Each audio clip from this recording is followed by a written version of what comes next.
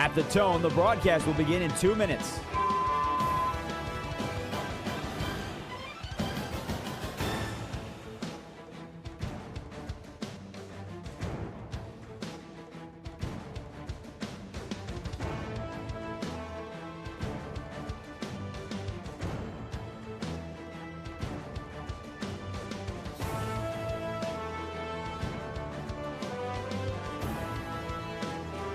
At the tone, the broadcast will begin in 1 minute, 30 seconds.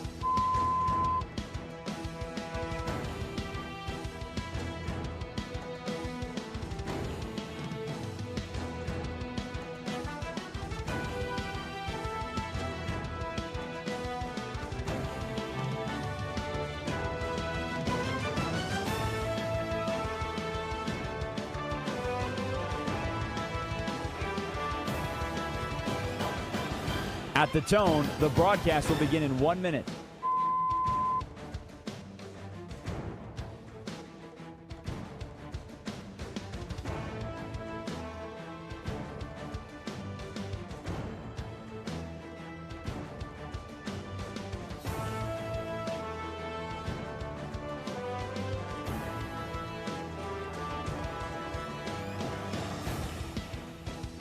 Stations, this is your final time check. At the tone, the broadcast will begin in 30 seconds.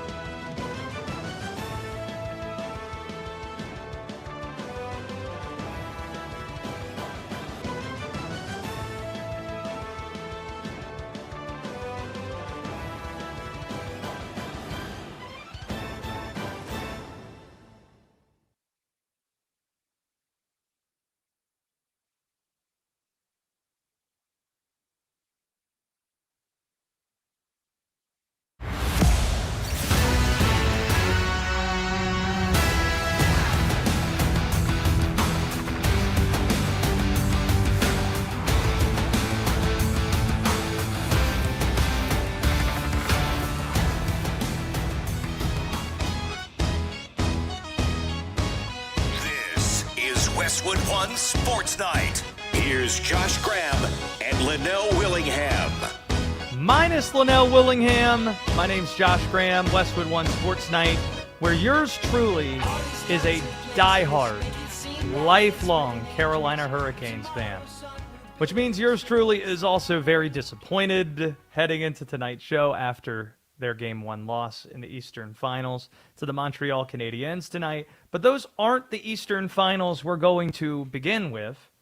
The New York Knicks cruised to a 109-93 win over the Cleveland Cavaliers in tonight's Game 2, taking a 2-0 lead in the Eastern Conference Finals. The NBA getting its wish with a New York team that is seeing the stars align in a very real way right now. Just look at the current path to arrive at this moment. They drew Philadelphia in round 2 rather than Boston. With Jason Tatum in the lineup, the Celtics entered the postseason as favorites to win the East. Then they get the Cleveland Cavaliers in this series rather than the top-seeded Detroit Pistons. Regardless of how you feel about how fraudulent Detroit might have been, that is good fortune for the Knicks. And this is a franchise whose fans are almost exclusively accustomed to heartbreak. They can't ever get a star, spurned by LeBron, spurned by KD, bad ownership, bad headlines, no finals appearances this century despite spending more than everybody.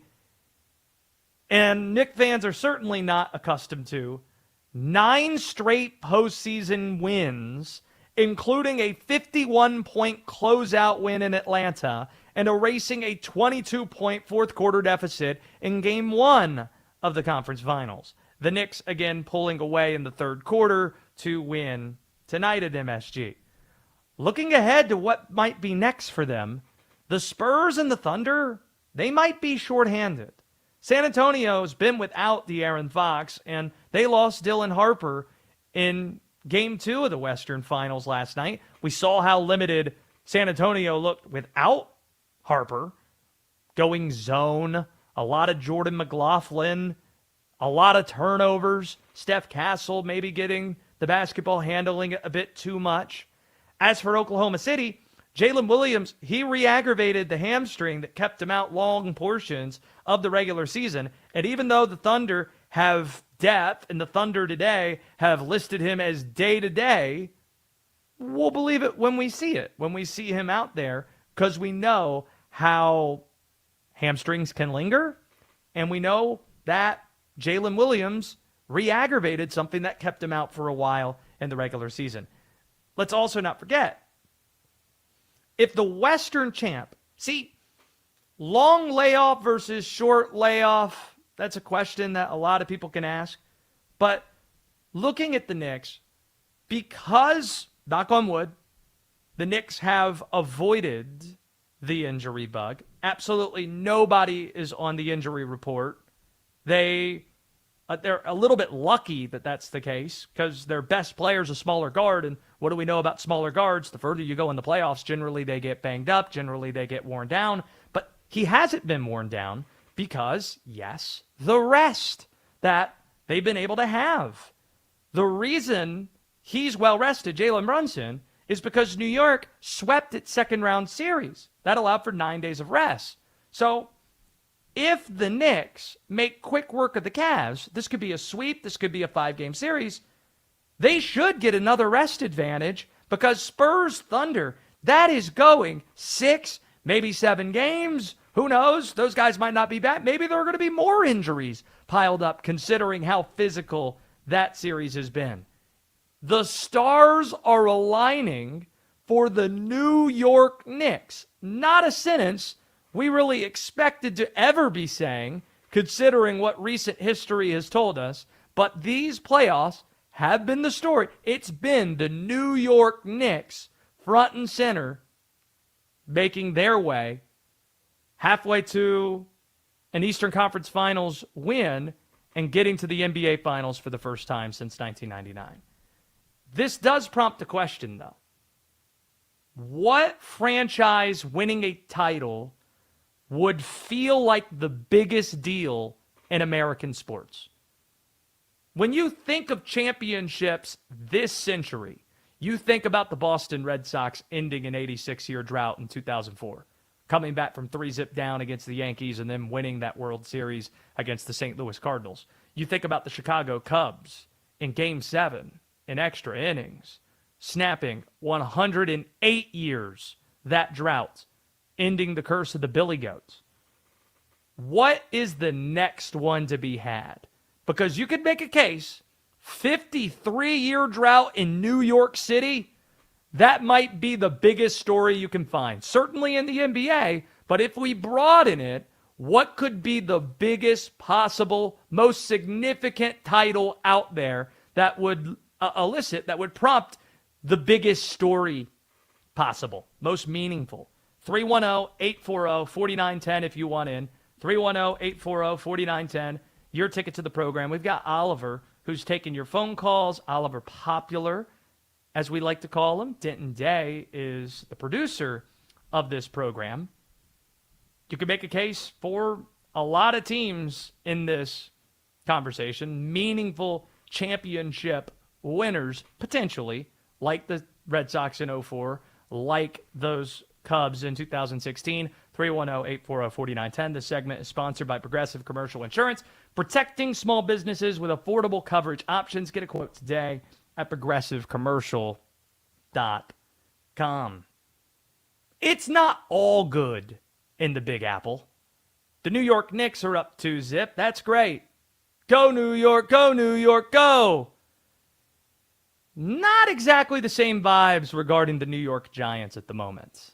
The New York Football Giants' promising offseason has fizzled out by the end of May. It was an offseason that began with such a bang, a Mike Breen-style bang. They made the biggest splash of the offseason by landing John Harbaugh to be their new head coach. We remember the infamous Mediterranean restaurant that they had dinner in for hours, and John Mara himself closing the deal. that was framed by many New Yorkers, by many Giant fans, as being the best day for Giants football, the biggest thing to happen for the franchise since the second Eli Manning Super Bowl, and that's nearly 15 years ago. John Harbaugh, quite simply, viewed as the savior of this franchise, especially at that time with the uncertainty there was elsewhere in the division. You really going to rely on the Cowboys? And the Eagles have all this turmoil, and Washington coming off a bad season. There was opportunity, it felt, in that division with Jackson Dart and a lot of young pieces to be excited about, star players. But since then, the hope, at least for Harbaugh's rookie season, Harbaugh's first season in New York, 2026, it's quickly dissipated.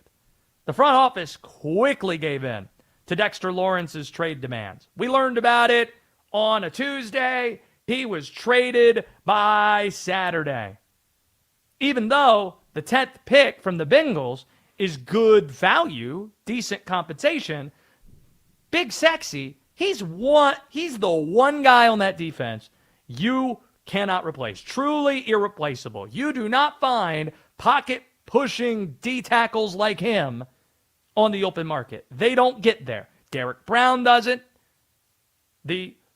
Aaron Donald never got close to the market. It just doesn't happen. You don't find players like that in free agency. And there wasn't any to be had in the draft. So you lose a piece you quite frankly cannot replace. And then you have a need at receiver. All right, you got Malik Neighbors, and then who's your second guy? And 2 top 10 picks. You don't spend either one on a wideout. In fact, you don't take a wide receiver until round 3? And that's a mistake. And it's a mistake compounded by Malik Neighbors' knee rehab not going as well as everyone hoped it would. It was an ACL, but apparently there was a second procedure done to clean up that knee last week. Here was John Harbaugh meeting with the media today, updating us on Malik's status.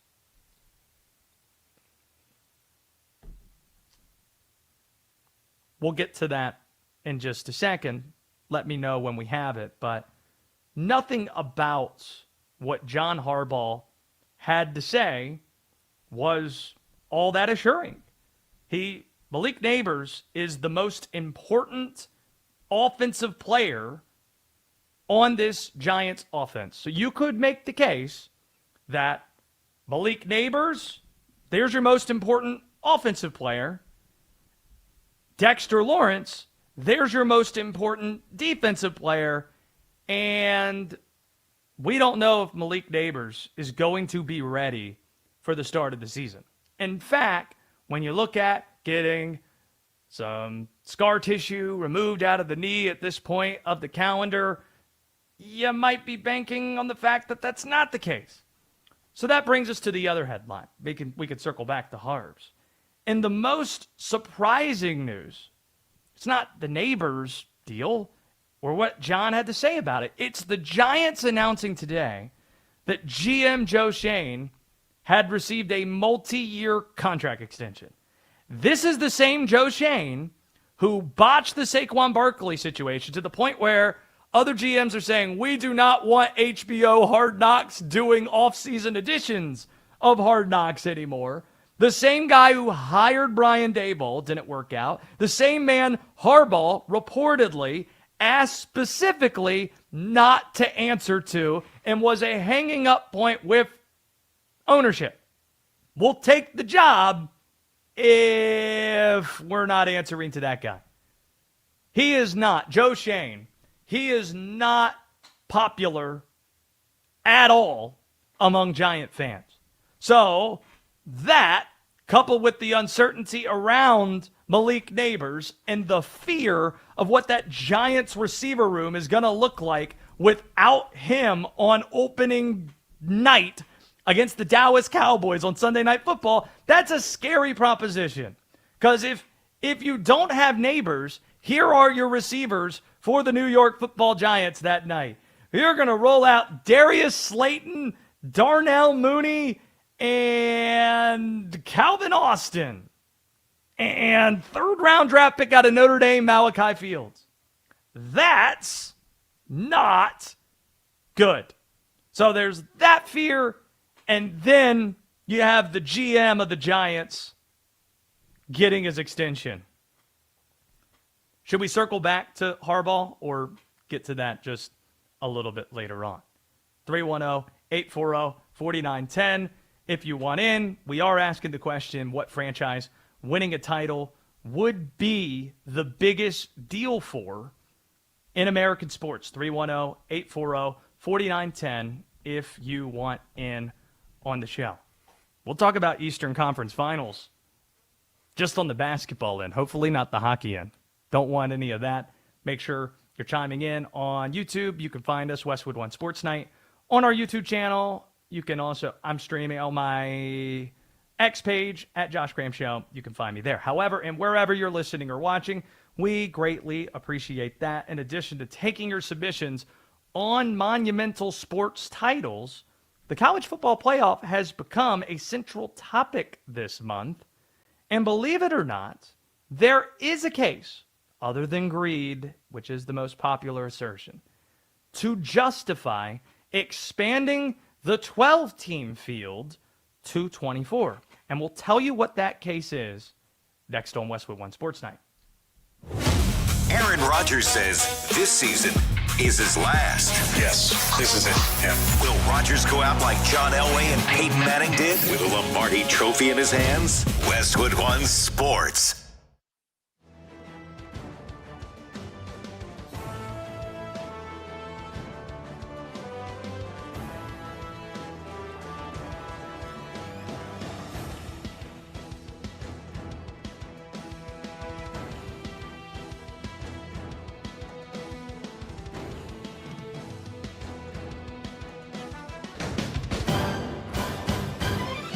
At the tone, the broadcast will begin in 4 minutes, 30 seconds.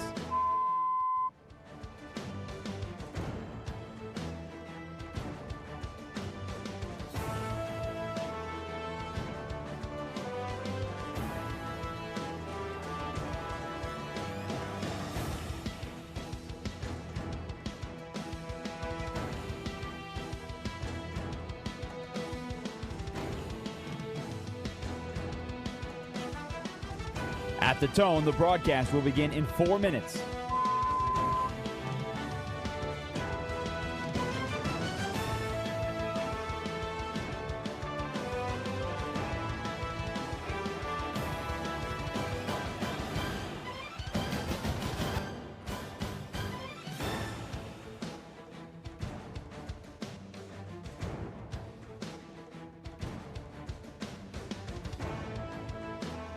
At the tone, the broadcast will begin in 3 minutes and 30 seconds.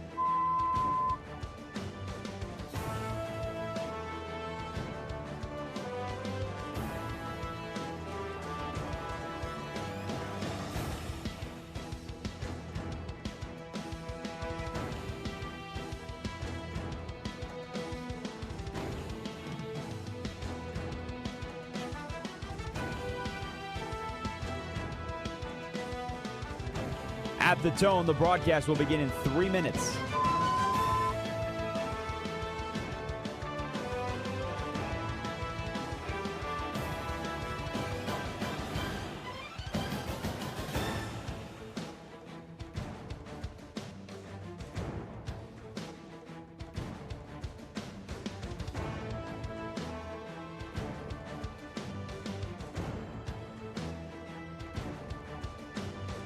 At the tone, the broadcast will begin in 2 minutes, 30 seconds.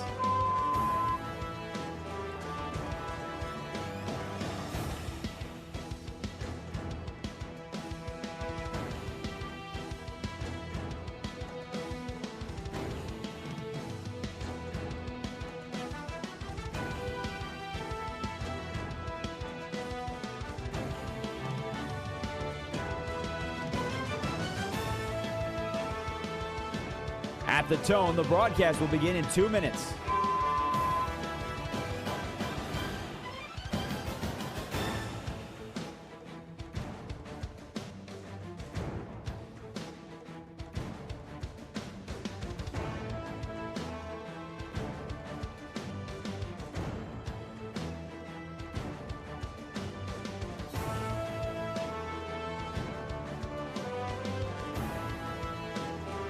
At the tone, the broadcast will begin in 1 minute, 30 seconds.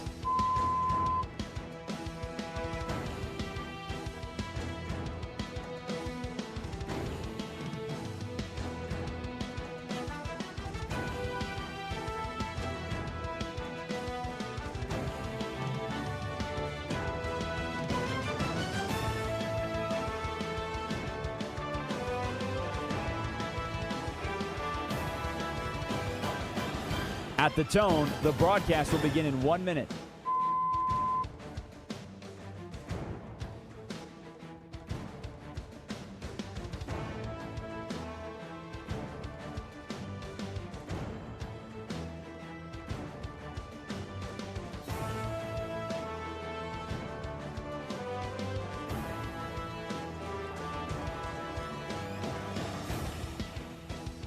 Stations, this is your final time check. At the tone, the broadcast will begin in 30 seconds.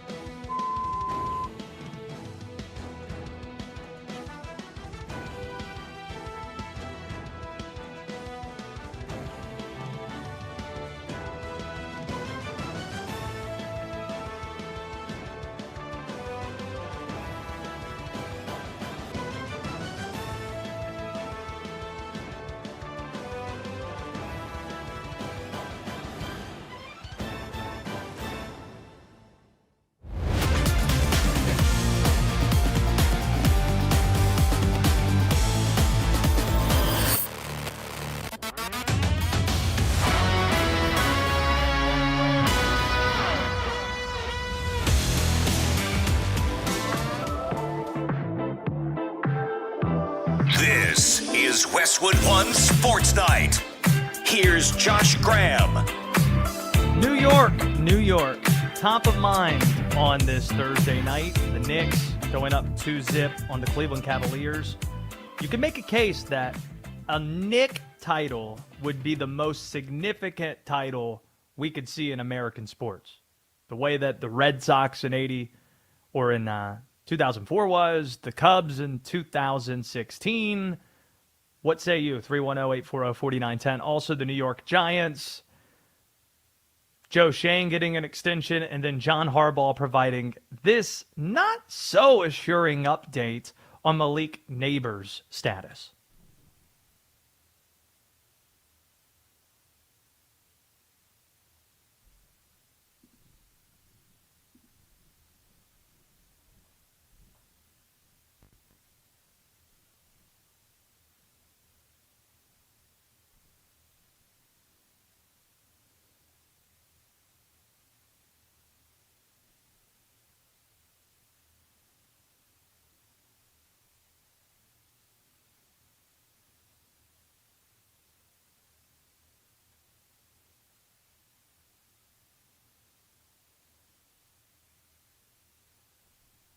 Yeah, nothing about that makes you feel good at all about Neighbors' status moving forward. But getting back to the question, what franchise winning a title would be the biggest deal? Mr. Positive is with us, and he has a submission, 310-840-4910. Mr. Positive, welcome to the show. What's your submission? Josh, baby, boom, shakalaka. Everybody go for your dreams. I mean, here we go. Lord have mercy. Football is king. It's the Detroit Lions. We came one game away from going to the Super Bowl. We've had so many ups and downs. The roller coaster's so high, and then it's so low. Josh, baby, it has to be the Lions. We were right there. Now we're going up, and now it seems like we're off in the distance. We're sailing away again. We're the worst franchise in 60 years. We've never won a Super Bowl. It's not even close. Josh, it has to be the Detroit Lions. We were almost there. We were almost going to be the champions. We could have been in the Super Bowl, and then look what happens. We're going away again. At least the Lions extended Jack Campbell. That was good news today. No? Jack Campbell or Dan Campbell? Yeah, there he goes. Mr. Positive, appreciate the call. Good to hear from you, as always. Chase your dreams. One of those dreams being the Detroit Lions getting to the Super Bowl. Like that submission. Now let's get to something that is probably going to be unpopular. But there is a case to be made. All we hear in college football is, please don't expand to 24. That's the common sentiment from fans. That's the SEC's opinion. That's ESPN's strong stance. Vilifying the Big Ten, which has championed the 24-team format for a while. And the only case you hear anybody make in favor of the 24-team model is greed. As if there's no football case to be made that the ACC commissioner, Jim Phillips, the Big 12, Notre Dame, they're only looking out for their self-interest. It can't be possibly anything else. It can't possibly be good for the sport to have a 24-team playoff. You can feel that way. Won't even completely push back, but there is a football case, if you want to make it, for why 24 might make sense. And it's only right if you're going to talk about all the reasons why it doesn't make sense, and it's not hard to access those opinions, you make the case for it as well. And the football case for the 2014 playoff model is about modernization of the sport. Because even with 12 teams, it's obvious the current postseason structure in college has quickly become outdated. When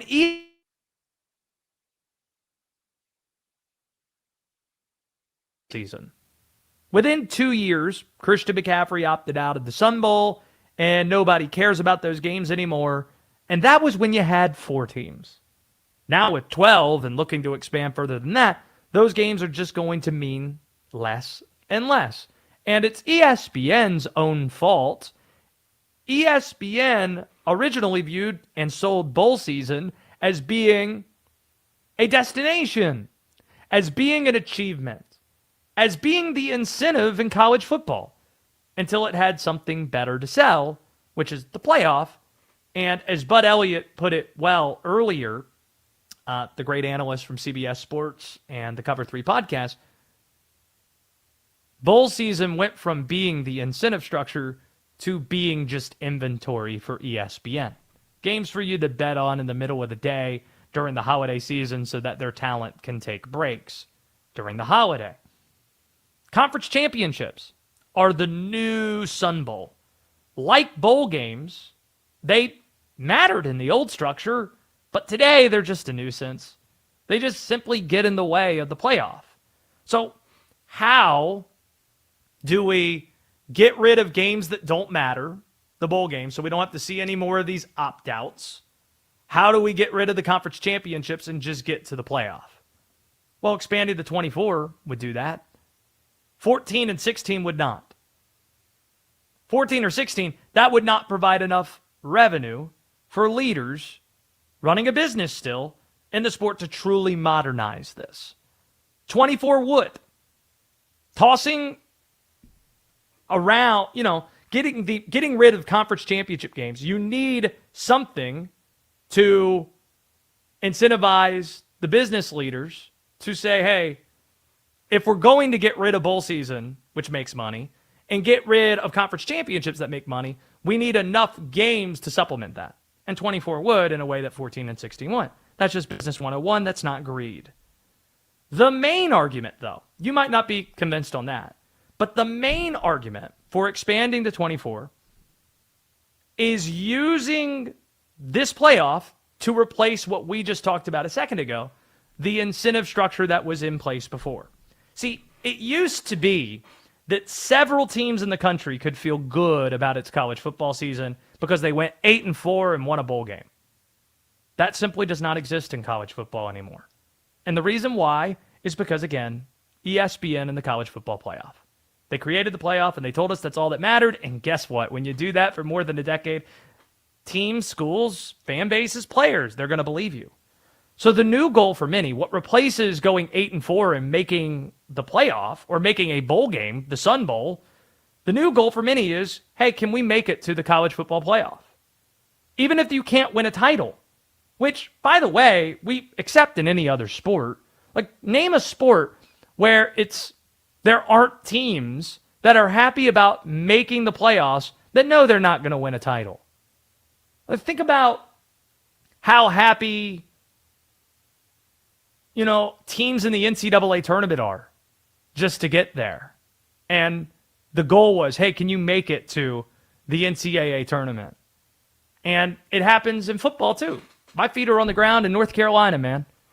The Carolina Panthers hadn't been to the playoffs in 8 years. They were happy, even though they were 8-9, winning the NFC South, going to a playoff game. They were. So this happens in other sports, and we're okay with it. But for college football, somehow we're not. Oh, it's just going to ruin everything and lessen the value of the championship. Maybe. Or you might have incentive structure for more teams to elevate their level of play. As Indiana, of all schools, showed us, revenue sharing and the portal and the expanded playoff has spread out the talent to justify more expansion happening, expansion of the tournament, expansion of the playoff. Because what used to be in the 4-team format, 7 or 8 teams that could win a title, very exclusive club, and that was the 4-team era. It's turned into 20 to 25 teams very quickly in the 12-team era, and with the portal and with revenue sharing and schools being able to spend more. And that number could continue to grow now that they've seen that a non-football team, a non-football power, a non-traditional football program can have the best season in college football history and win a national championship in Indiana's case. But you just want to incentivize them. You want to incentivize a growing group of teams having real access to the college football playoff. And while there might be negative effects on the regular season, there is a case to be made that the pros outweigh the cons. With the 4-team format, for example, there were just a small handful of meaningful games in November. So you're going to hear people say, oh, you might see players sitting games in the regular season. Yeah, but what's the trade-off for that? Not going to deny that that could happen in a game at the end of the year, but what's the trade-off? There are more games for the playoff conversation that matter than just the big brands having a shot at the title. It feels less like an invitational and feels more like an actual playoff. See, the 12-team playoff showed us that while many teams are locked in going into the last week, there are many games that matter simply because there are playoff spots hanging in the balance. How about, what other reason would anybody nationally care about Miami at Pittsburgh? Or BYU UCF? Or Notre Dame Stanford? Or Virginia Tech, the Commonwealth Cup? Well, the reason people cared is because those teams were right there on the cut line of making the college football playoff. Virginia as potentially being the ACC's lone bid if they were to win the ACC and finish as highly ranked as they were. Also, if teams know they can absorb a few losses, they're probably going to be more incentivized to play better out of conference games. And you might say, well, that's a myth. There's nothing you can show to prove that. Well, we're already seeing conferences have revenue incentives. It's part of the pie that's being cut within revenue distribution based on television ratings. And you get the television ratings by playing great matchups. So the more we start to see that, and that's not going to stop, and having a little bit more margin for error, it's going to encourage better games being scheduled.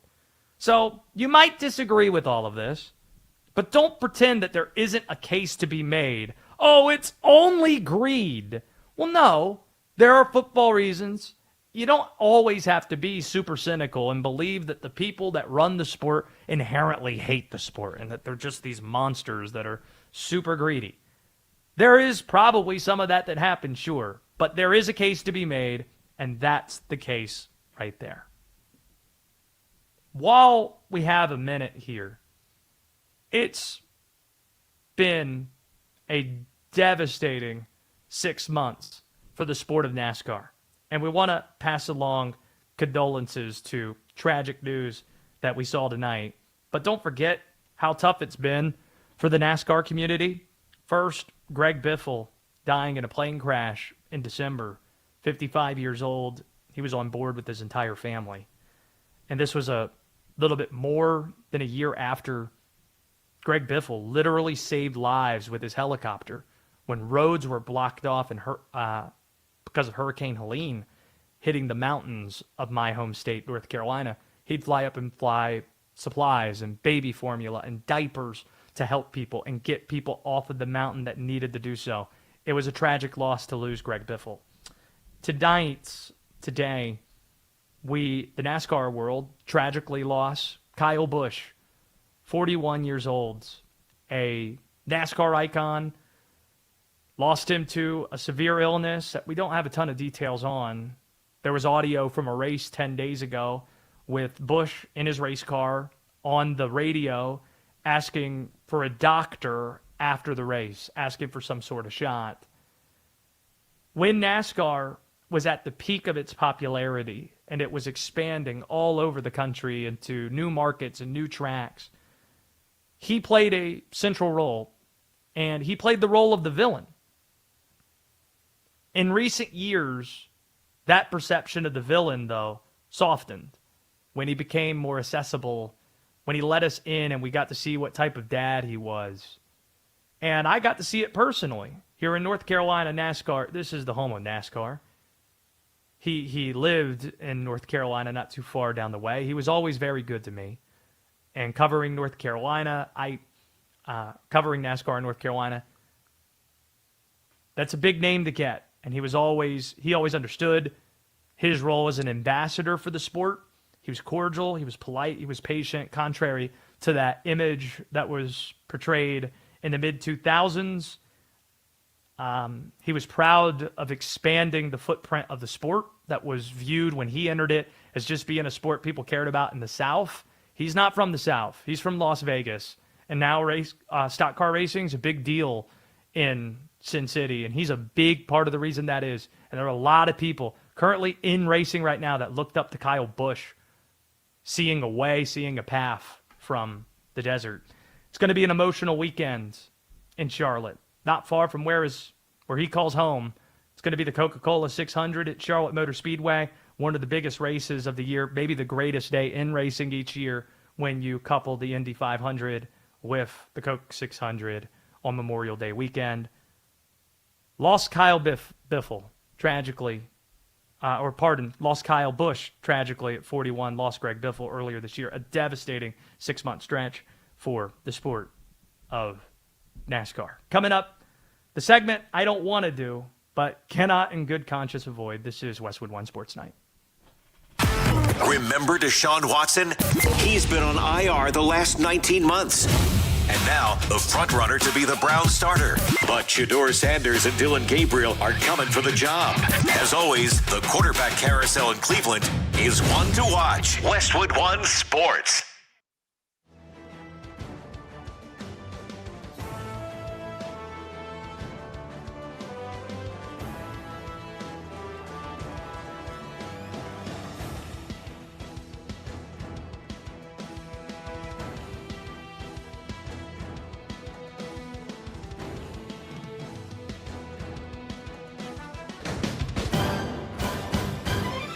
At the tone, the broadcast will begin in 4 minutes, 30 seconds.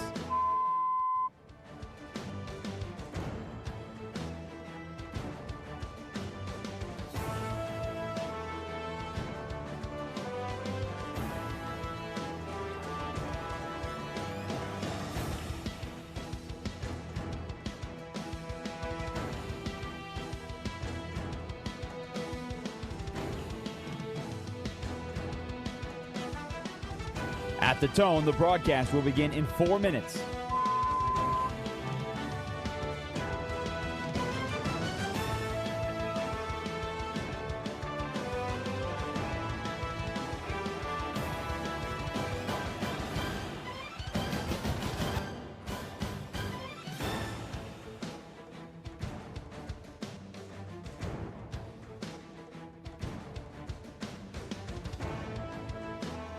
At the tone, the broadcast will begin in 3 minutes and 30 seconds.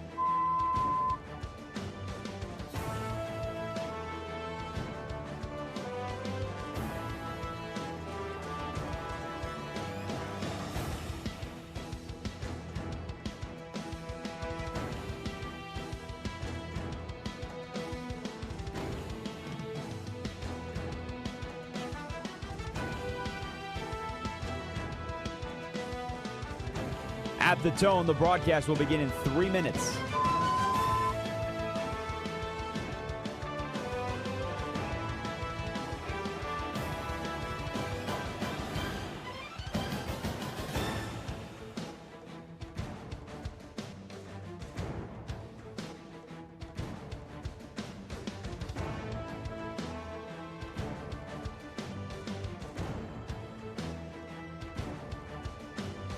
At the tone, the broadcast will begin in 2 minutes, 30 seconds.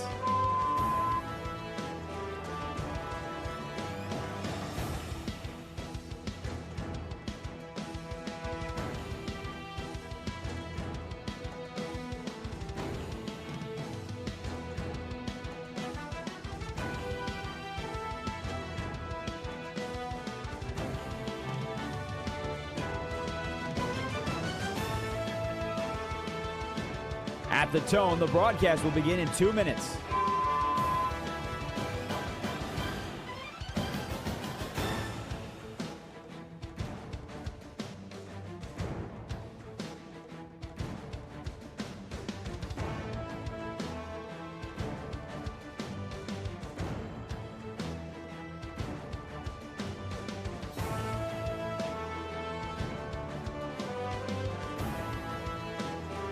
At the tone, the broadcast will begin in 1 minute, 30 seconds.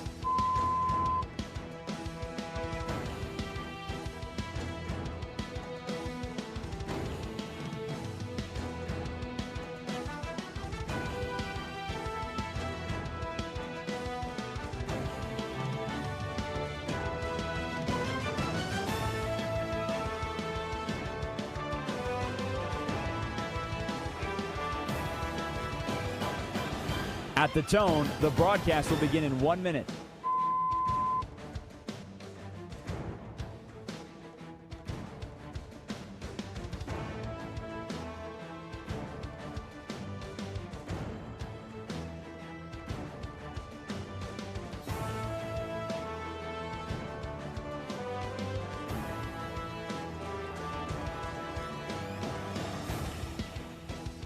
Stations, this is your final time check. At the tone, the broadcast will begin in 30 seconds.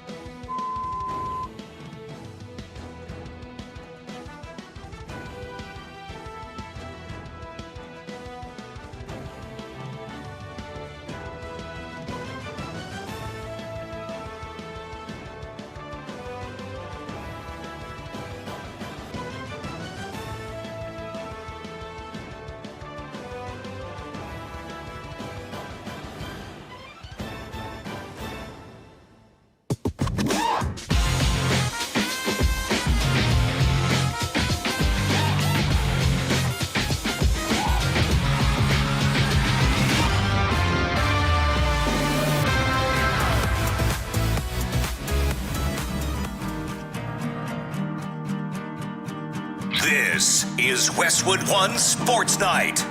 Here's Josh Graham. Yes, sir! This song. When I was selling books door to door in the summer of 2011, 15 years ago, this song was all the rage. D-Day, I've told that story now. We're not yet the old married couple where I tell the same stories over and over again, right? We're approaching old married couple territory because I have heard this story. I'm very curious about some of the details of like what books you were selling, how people responded. I've never been greeted by a door-to-door book salesman before, so there's a lot of things to unpack in the story. The Southwestern, I'd like to answer some of your questions. The Southwestern Company is the name of it. Since the mid-1800s, post the war, they used to sell Bibles door-to-door, but then they progressed to educational material that supplements what the schools are teaching. It's also great for those who decide to homeschool as well.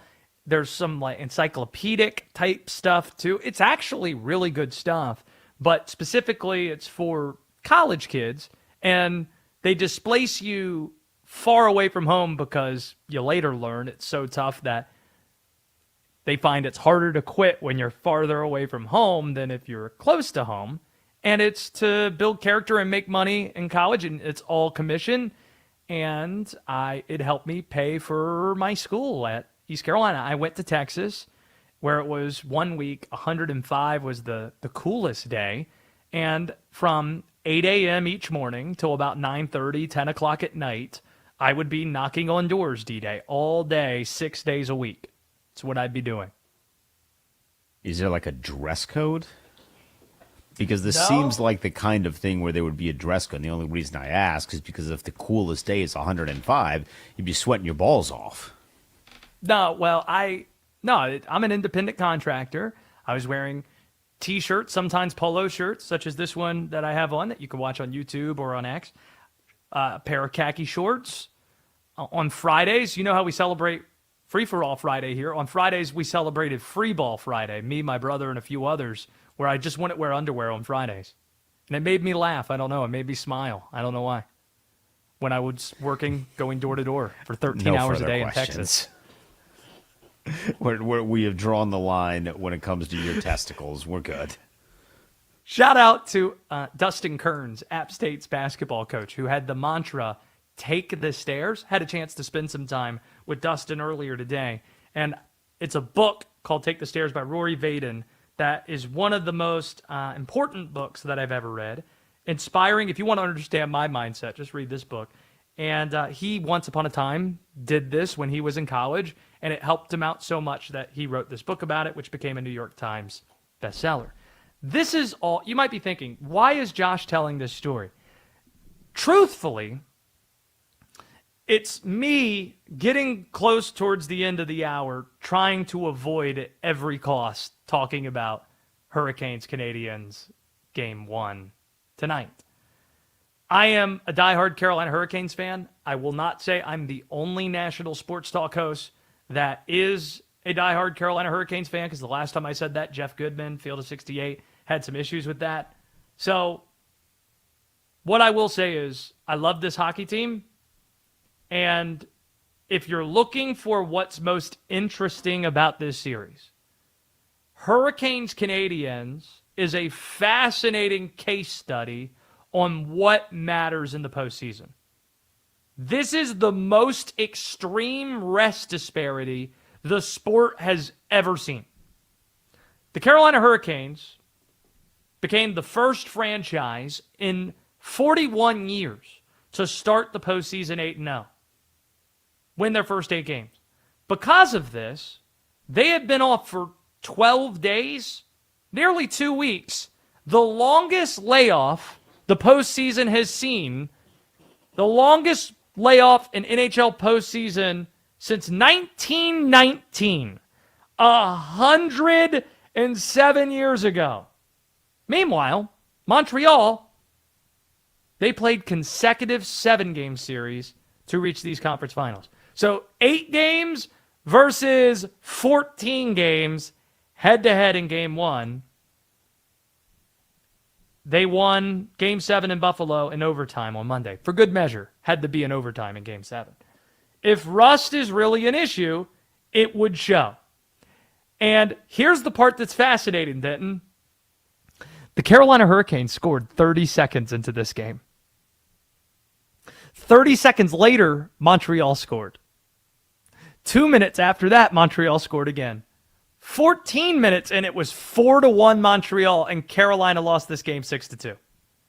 Carolina was outscored 4-1 in the first period. Prior to tonight, Carolina had not allowed more than 2 goals in a game these playoffs. So, rest versus rust, that's something we saw play a role in Game 1. The value of the regular season is being put to the test as well.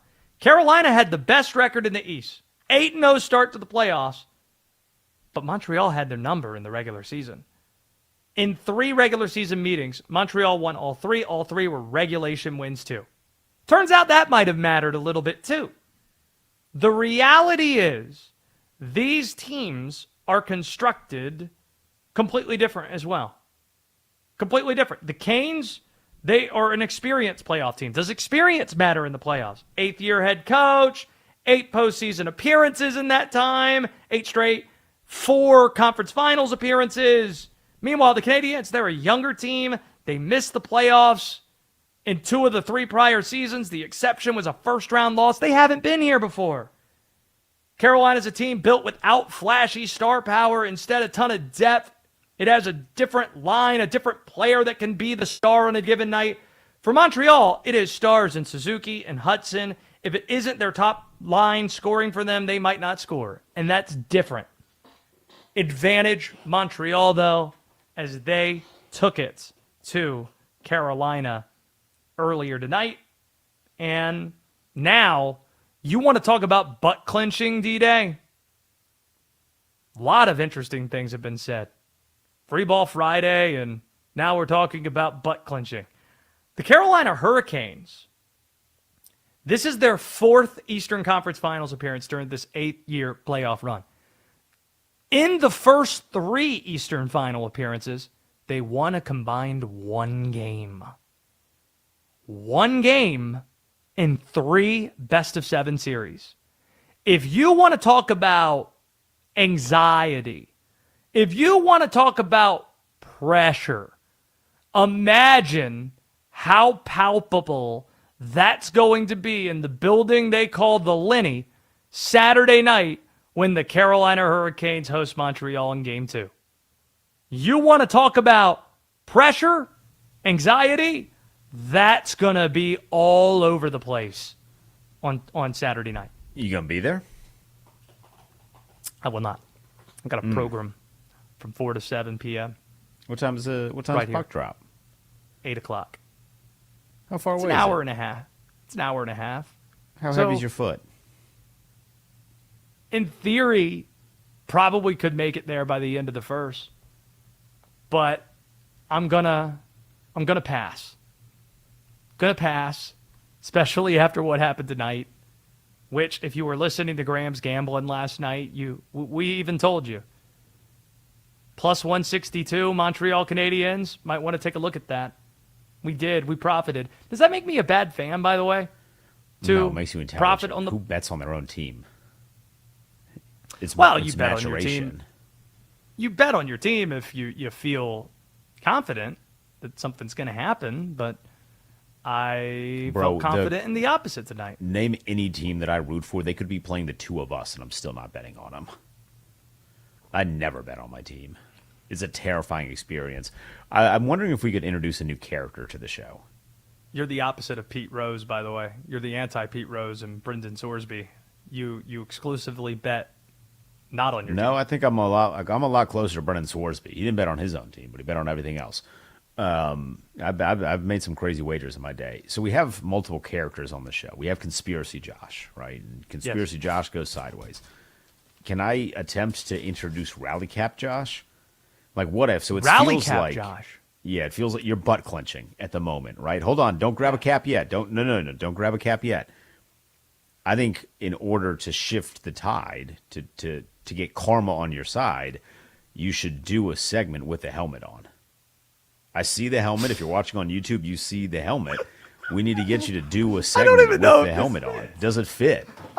Let me see. Let's find. I've never put on a hockey helmet before. I would take your Let's find glasses out. off. The glasses are not going to work Thank in a you. helmet. All right. Yeah. Well, I can't hear you because I just took my headphones off. We said you never worn a helmet before, so I figure I got to give you a little bit of advice.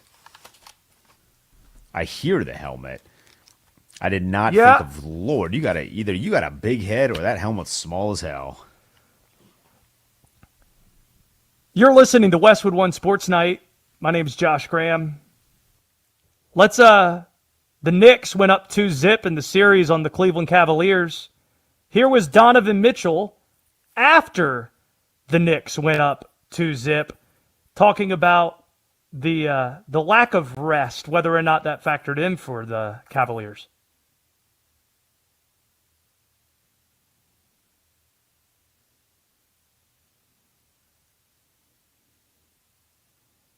I just like the idea, D-Day, of doing this completely out of context.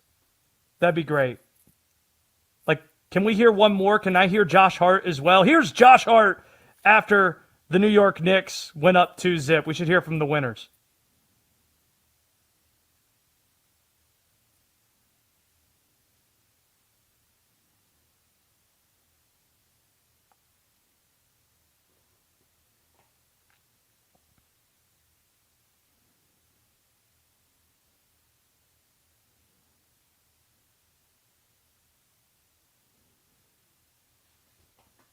Yeah, so this might not be the best. I couldn't fully hear Josh Hart while having the headphones on my helmet here. But D-Day, how great would it be if somebody just parachutes on the show for the first time and we don't even acknowledge the fact that a helmet's on my head?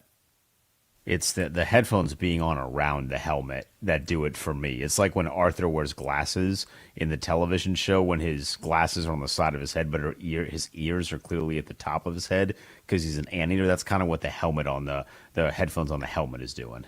We shouldn't have done this in the last segment because I'm looking through like slits through the top just to see the clock, and I know I need to say something to punctuate this. So how about the 8 teams that could make a case for being the most significant title team out there next on Westwood One Sports Night? This is Westwood One Sports.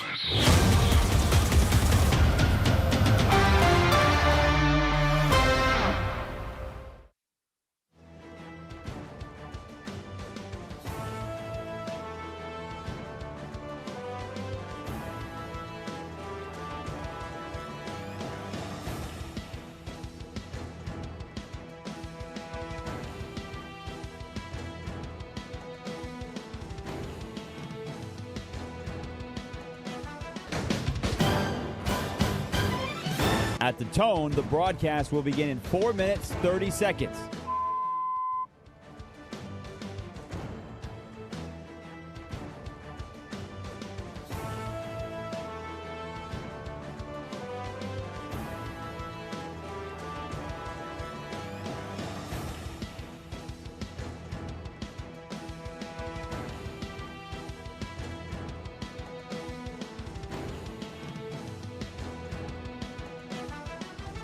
At the tone, the broadcast will begin in 4 minutes.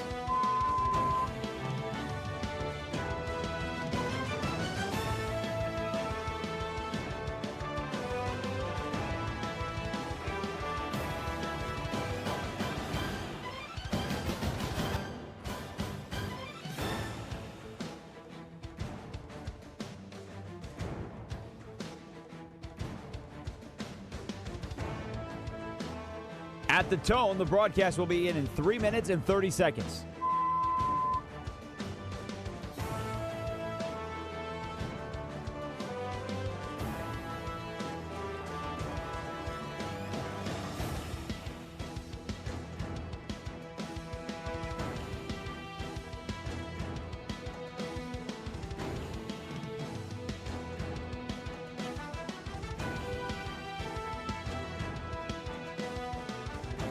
At the tone, the broadcast will begin in 3 minutes.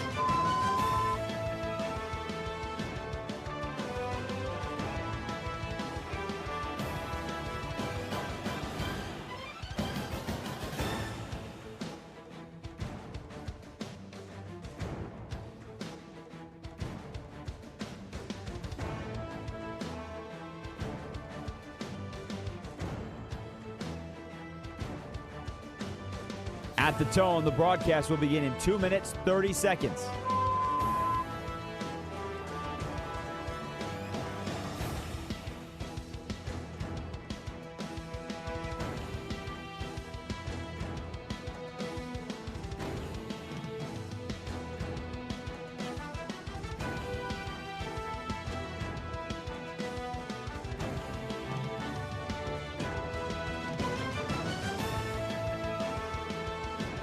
At the tone, the broadcast will begin in 2 minutes.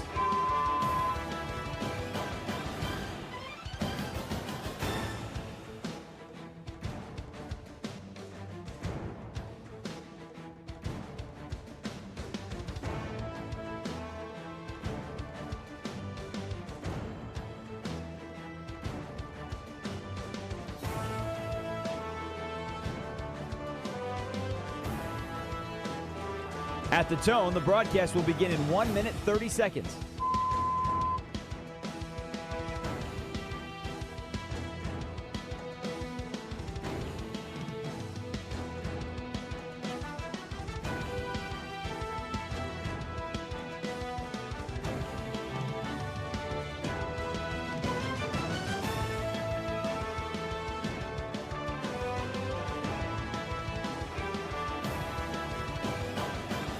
At the tone, the broadcast will begin in 1 minute.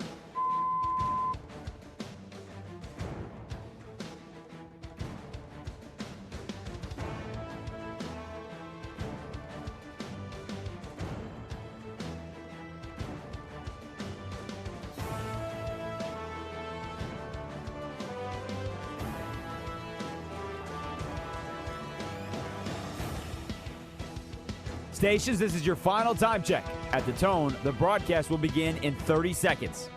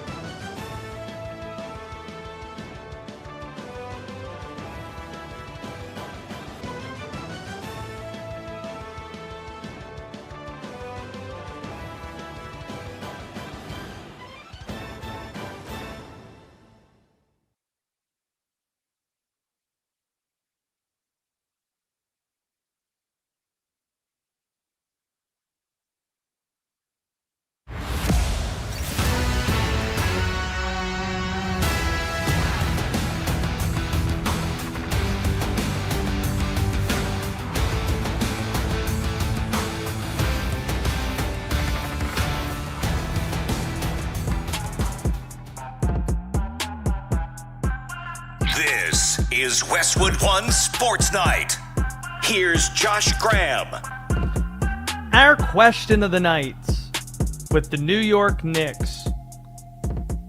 6 wins away from an NBA championship. Up 2-0 on the Cleveland Cavaliers. Is there a more significant North American title that we could see in 2026 than the New York Knicks winning a championship for the first time in 53 years? What franchise winning a title would be a bigger deal than that? 310-840-4910. Please tell us. Because in running down the list of significant titles, there are 8 teams that can make a really compelling case. And yes, the Knicks are one of them. One of the biggest brands in the sport. This is easily the answer for the NBA. Haven't won in 53 years. They have one of the more passionate fan bases, maybe the best arena. Their management has spent more money than anybody this century. They're easily the choice in the NBA. In hockey, it's an obvious answer as well. The Toronto Maple Leafs. Hockey's king in that country. The Leafs haven't won since 1967. We're looking at 60 years next year. 60-year anniversary of their last title. You could even make a case that Canada's drought as a country altogether is in this conversation. It's not like they only have 1 or 2 teams. You're looking at more than a fifth of the sport, roughly a fifth of the sports from Canada, and you haven't won a title since 1993? That's crazy. More than 30 years, obviously. So in hockey, it's the Leafs. In basketball, it's the Knicks. In football, there are 5 teams that we should be considering here. 5! When you think about the best fan bases in the NFL, how many fan bases do you rattle off before you get to the Bills Mafia? They come to mind immediately. And when you think of the Bills, historically and in modern history, you just think about heartache. You find heartache, Mitch. Shout out to those who love the firm. They've never won a title. 4 straight Super Bowl appearances, 4 straight losses. 19, I think it was 18. 18-year playoff drought. And then what? Allowing the Chiefs to tie the game in 13 seconds. Devastating playoff losses. Even losing to them on your home field. Heartbreak. That's what it's known for. Think about how crazy it's going to be. You think jumping through tables is crazy now and setting them on fire? How do you celebrate a Super Bowl? The Vikings, the Browns, They belong in similar categories, never having won the Super Bowl. The New York Jets, their fans, a lot of those. You're talking about the longest playoff droughts in the league right now. Haven't been to the playoffs since 2010. No Super Bowl wins. No Super Bowl appearances since Joe Namath upsetting the Baltimore Colts in Super Bowl III. Earl Morrall and Don Shula unable to finish the job for Baltimore. And let's not forget about the Detroit Lions, who have never even made it to a Super Bowl. Same goes for the Cleveland Browns. Just think about those fan bases, how they might react if they were able to get to the game, let alone win it. But you tell us, what franchise winning a title would be the biggest deal? 310-840-4910. We'll field some of those submissions in just a second. Speaking of the Detroit Lions, though, Jack Campbell signs a long-term extension with Detroit today. All-pro linebacker, 4-year contract, $81 million. This is the latest scouting win by Lions GM Brad Holmes. Jack Campbell, the latest scouting win. Brad Holmes' first 2 drafts as the Lions GM, 21 and 22, better than anybody in the sport. In 21, the Lions selected Penei Sewell in round 1, Aleem McNeil, the D lineman, round 3, Amon St. Brown in round 4. 3 second contract starters. That's a hell of a draft. 22, Detroit found 3 more contributors. Aiden Hutchinson in the top 5, Jamison Williams, Malcolm Rodriguez mid-rounds at linebacker. It's so annoying. It's obnoxious when teams grade drafts or when media outlets grade drafts a day after they happen. What you should do, kind of like the Oscars should do this, give it 4 or 5 years. Let it incubate. And then look at what's most influential, and then you can kind of look back at who did well, who didn't. But nobody takes the time to do that. When you look at the Lions, nobody did better than the Lions. Maybe the Eagles, and we saw how the Eagles have performed in recent years. Brad Holmes deserves an A++ with how he approached the draft. And that brings us to Jack Campbell and the 2023 draft class. Detroit's first 3 picks in that draft were Jahmyr Gibbs, Jack Campbell, Sam Laporta. And Campbell was seen going into this past season as the bust of those picks. But he had the breakout season. He led the Lions in tackles. The Lions were top 3 in sacks. He had 5 of them. That's a lot for a linebacker. And now he gets paid as a result. That defense, it should remain strong, and Jack Campbell is a key piece in it. But at the same time, it really makes you shake your head at the Lions' missed opportunities in 2023 and 2024. You've drafted all that talent. That is the lifeblood of an organization.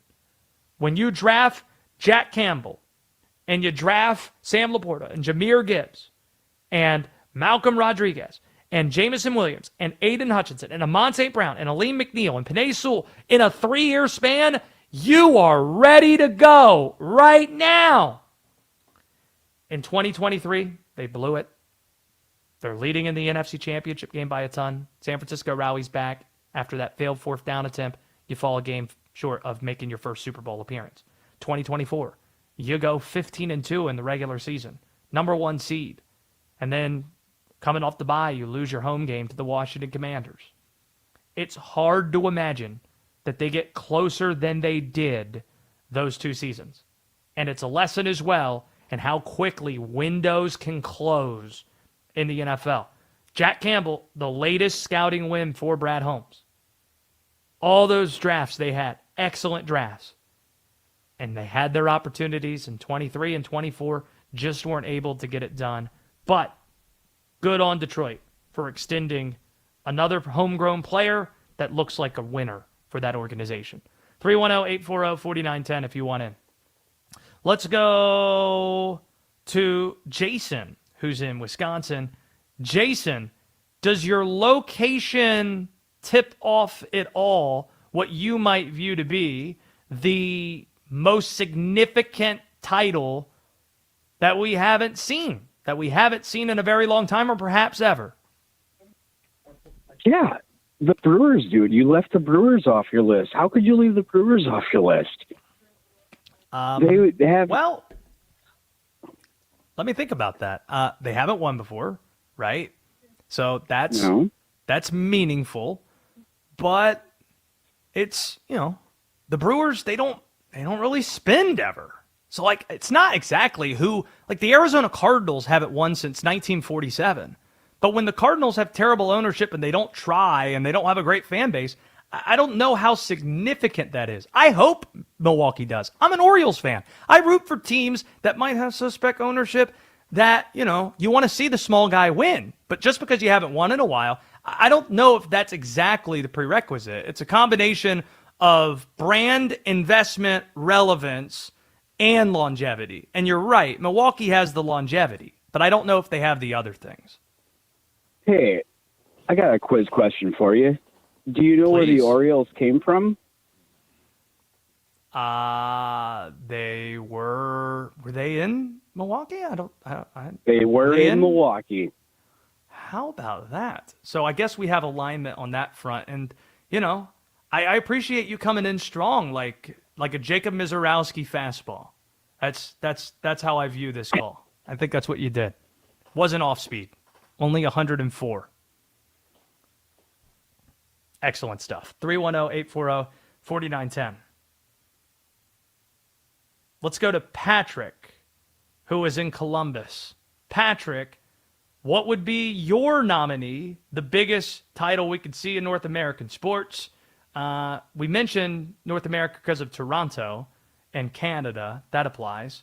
But then you also have all these other options as well. Where are you going, Patrick? I see.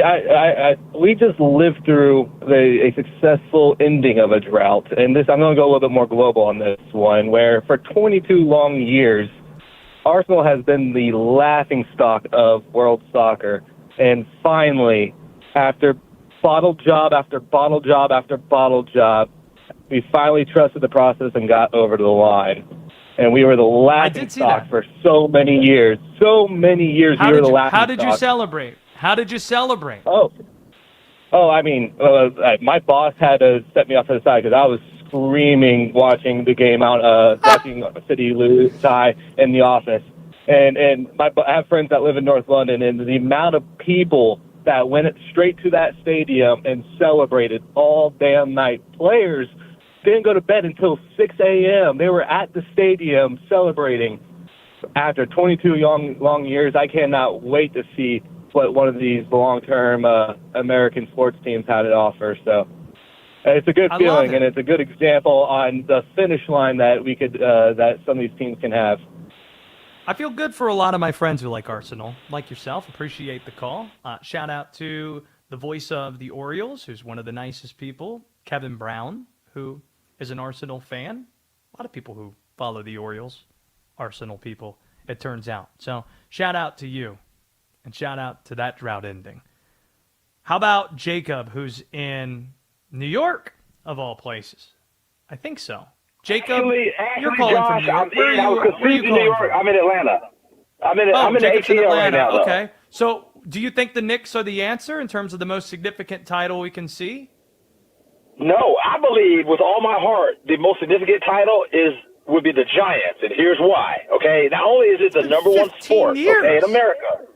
It's been 15 years. Oh, you're talking San Francisco Giants? Well, no, they won 3. I'm about the New York Giants. Now, don't get me Why wrong. is that more significant than all than the Bills, who have never won, or the Lions, or we've seen the Giants. The Giants were the only team. The Giants were the only team 4 consecutive decades, the 80s, the 90s, the aughts, and the teens, to win at least one Super Bowl. Okay, and I hate the Patriots so much. You know what I'm saying? That would be more significant than the Jets winning. It's the Jets. The Knicks will be way more significant than the Jets winning. Matter of fact, no. I'm talking about the Jets versus the Giants. A Jet championship might lead New York into chaos, make it look like the 70s all over again. The Giants? The Jets That's what they expect championship to might do. lead to like a post-apocalyptic war zone, man. Well, that's what The I'm Jets don't talking deserve about. to win the title. I would rather the Knicks win the title. I'd rather the Hawks, who don't deserve it, win the title than the Jets. The Jets have the longest playoff drought in all of North American professional sports, my brother. And before you let me go, I just want to say one thing. Yeah. Mr. Positive called me himself and told me I need to call you because your show is awesome. I've been listening to you. And Mr. Positive called me and said, yo, Jake, you need to call Josh Graham because that man has good sports knowledge. I just want you to know that, man, and I'm praying for his mom, Judith, man. And I love you, dog. Well, thank you for calling in. Yeah, if you drop Mr. Positive's name to Oliver, that moves you to the front of the line. That's not actually true, but if that makes you feel better, you can. Shout out to Mr. Positive and shout out to you if you're a first-time phone caller there. 310-840-4910. Let's go to Bob, who's in Michigan. See, I'm interested in what you think about the window Lions. We were talking about the Jack Campbell hire or the extension, and Brad Holmes, how he's been doing as the GM. By the way, NCAA grad Brad Holmes, not far down the road. He's in Greensboro, North Carolina. That's where NCAA is located. How do you feel about the Lions window? How do you feel about the Jack Campbell signing? How do you feel about Brad Holmes? I feel Brad Holmes, since he's had that job, has been the best GM in football, and he's proved it again and again. But he's the most criticized by your sister station. The Detroit media is your partner on this network. Well, damn them. Get them out of here. They got a cute name, like the Fan Club or something. And I'm glad they did right by Campbell. 2 years ago, all the defense was injured, everybody except Campbell, and it looked like he was playing bull in the ring, and he was very effective, and they happened to win 52 games. I'm sorry, you know what I mean. And so I'm glad they're taking care of him. It's nice. A lot of times athletes are always chasing the last year's dollar. Pay them in advance, show them you're committed. So I feel good about that.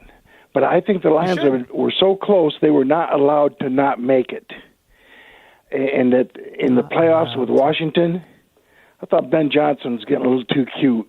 And I think I said back then, I said, oh, man, he's auditioning for the Cowboys job. And sure enough, we lost.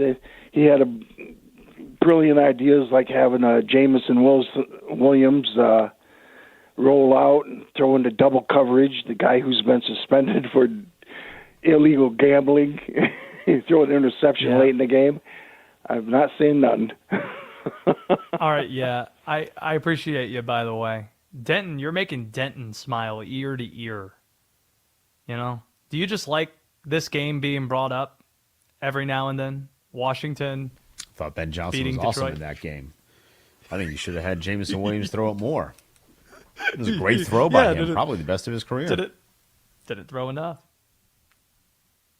That stance might require some hubris.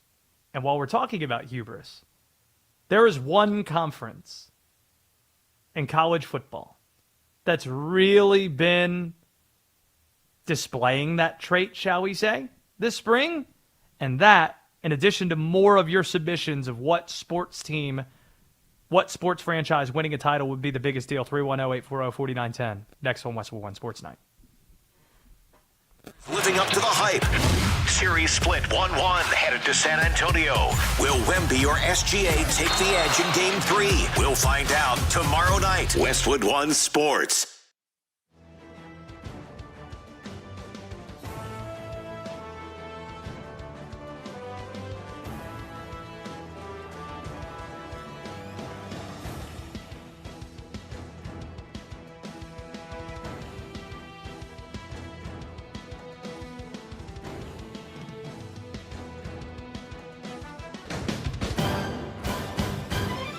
At the tone, the broadcast will begin in 4 minutes, 30 seconds.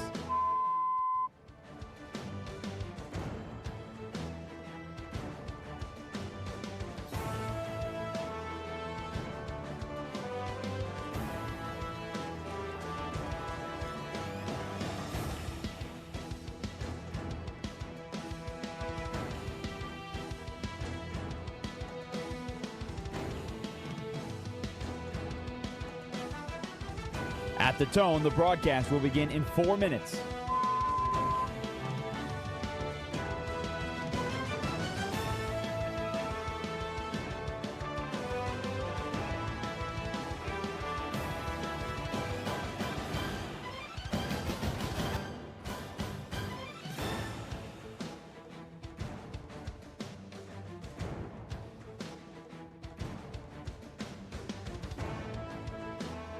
At the tone, the broadcast will be in 3 minutes and 30 seconds.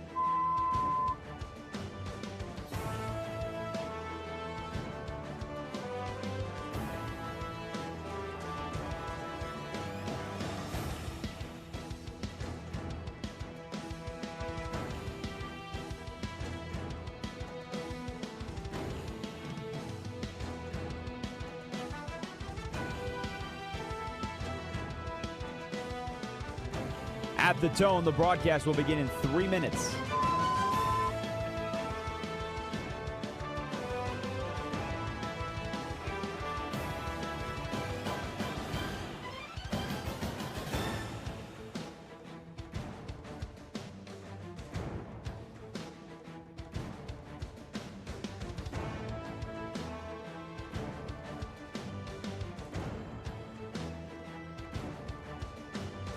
At the tone, the broadcast will begin in 2 minutes, 30 seconds.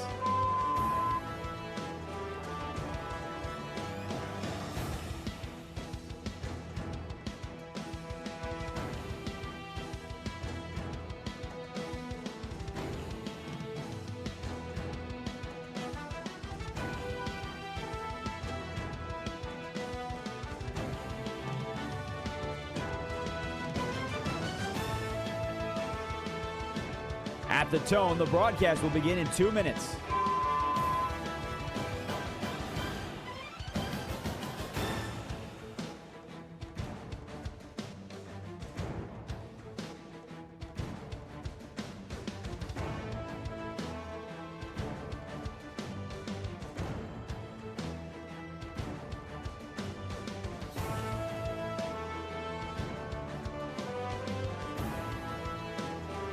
At the tone, the broadcast will begin in 1 minute, 30 seconds.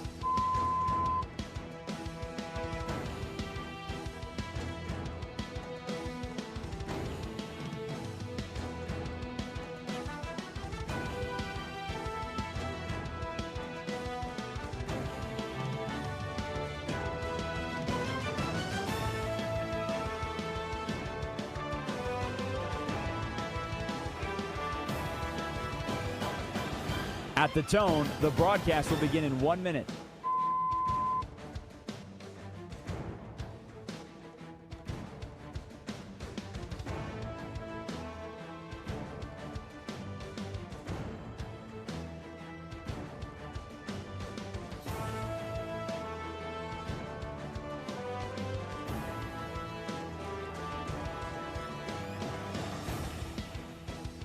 Stations, this is your final time check. At the tone, the broadcast will begin in 30 seconds.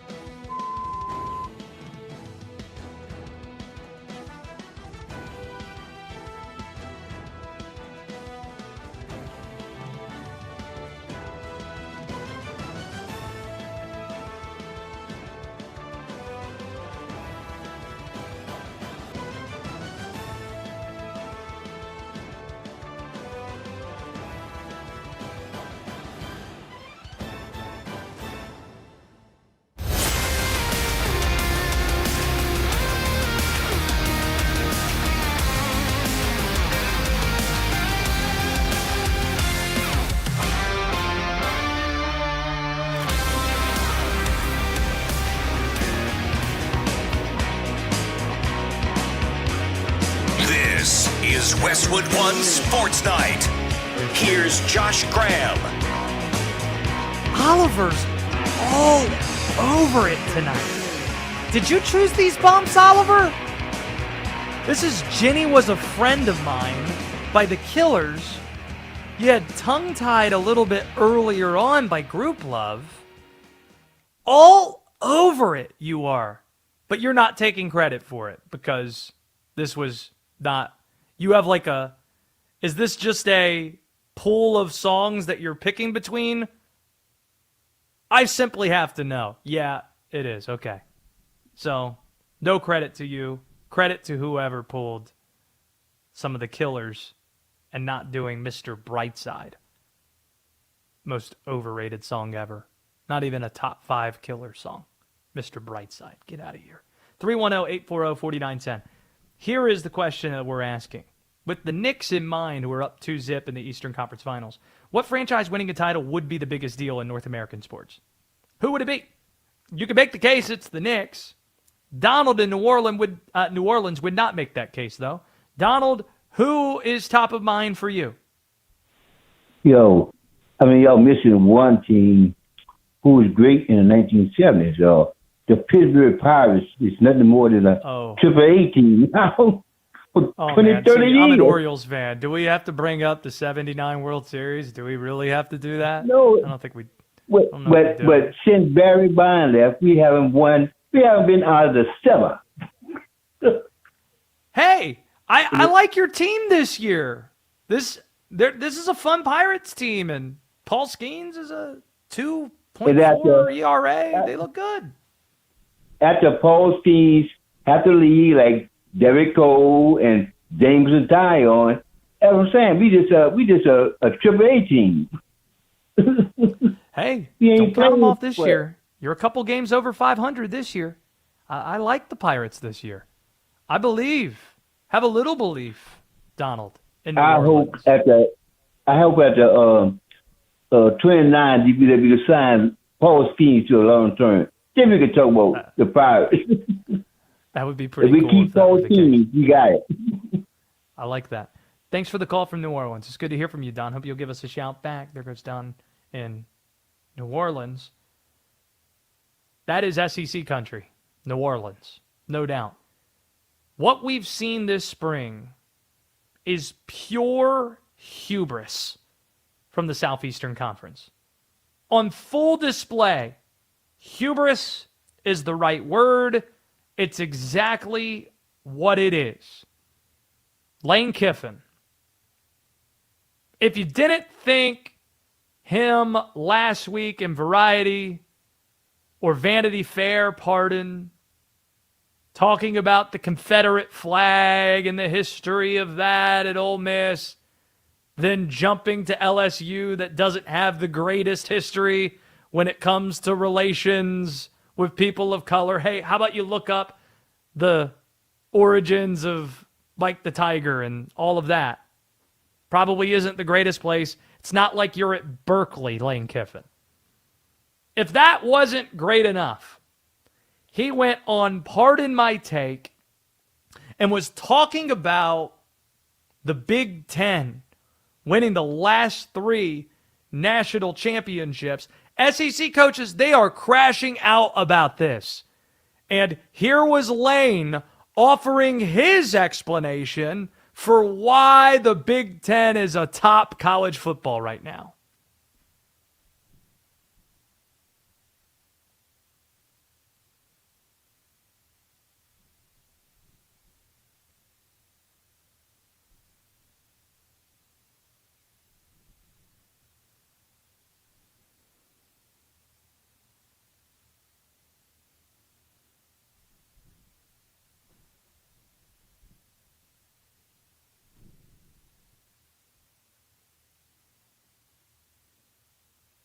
Yeah.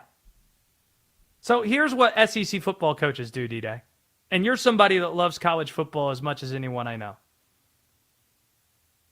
When the SEC was winning all those championships this century, what is it that we heard in terms of their logic, in terms of why they won all those titles? It just means more in the SEC. We're so battle-tested.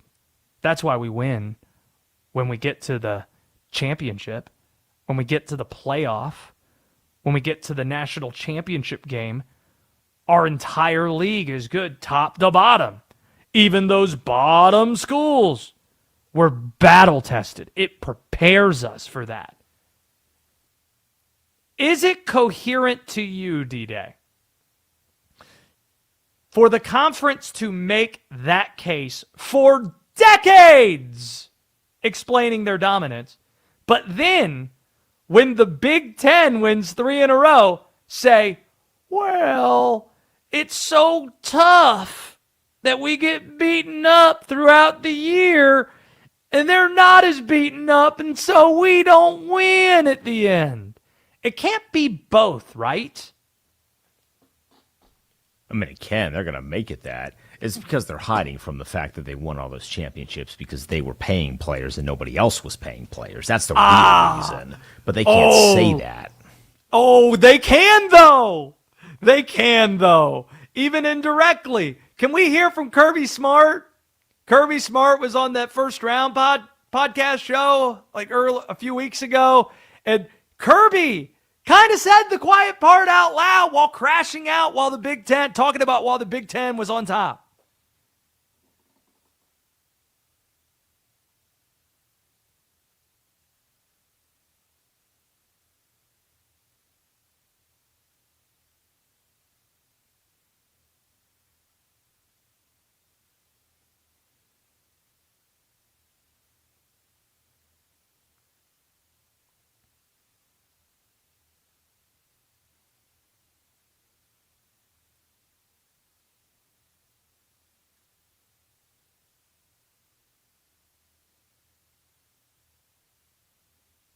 You see, D-Day,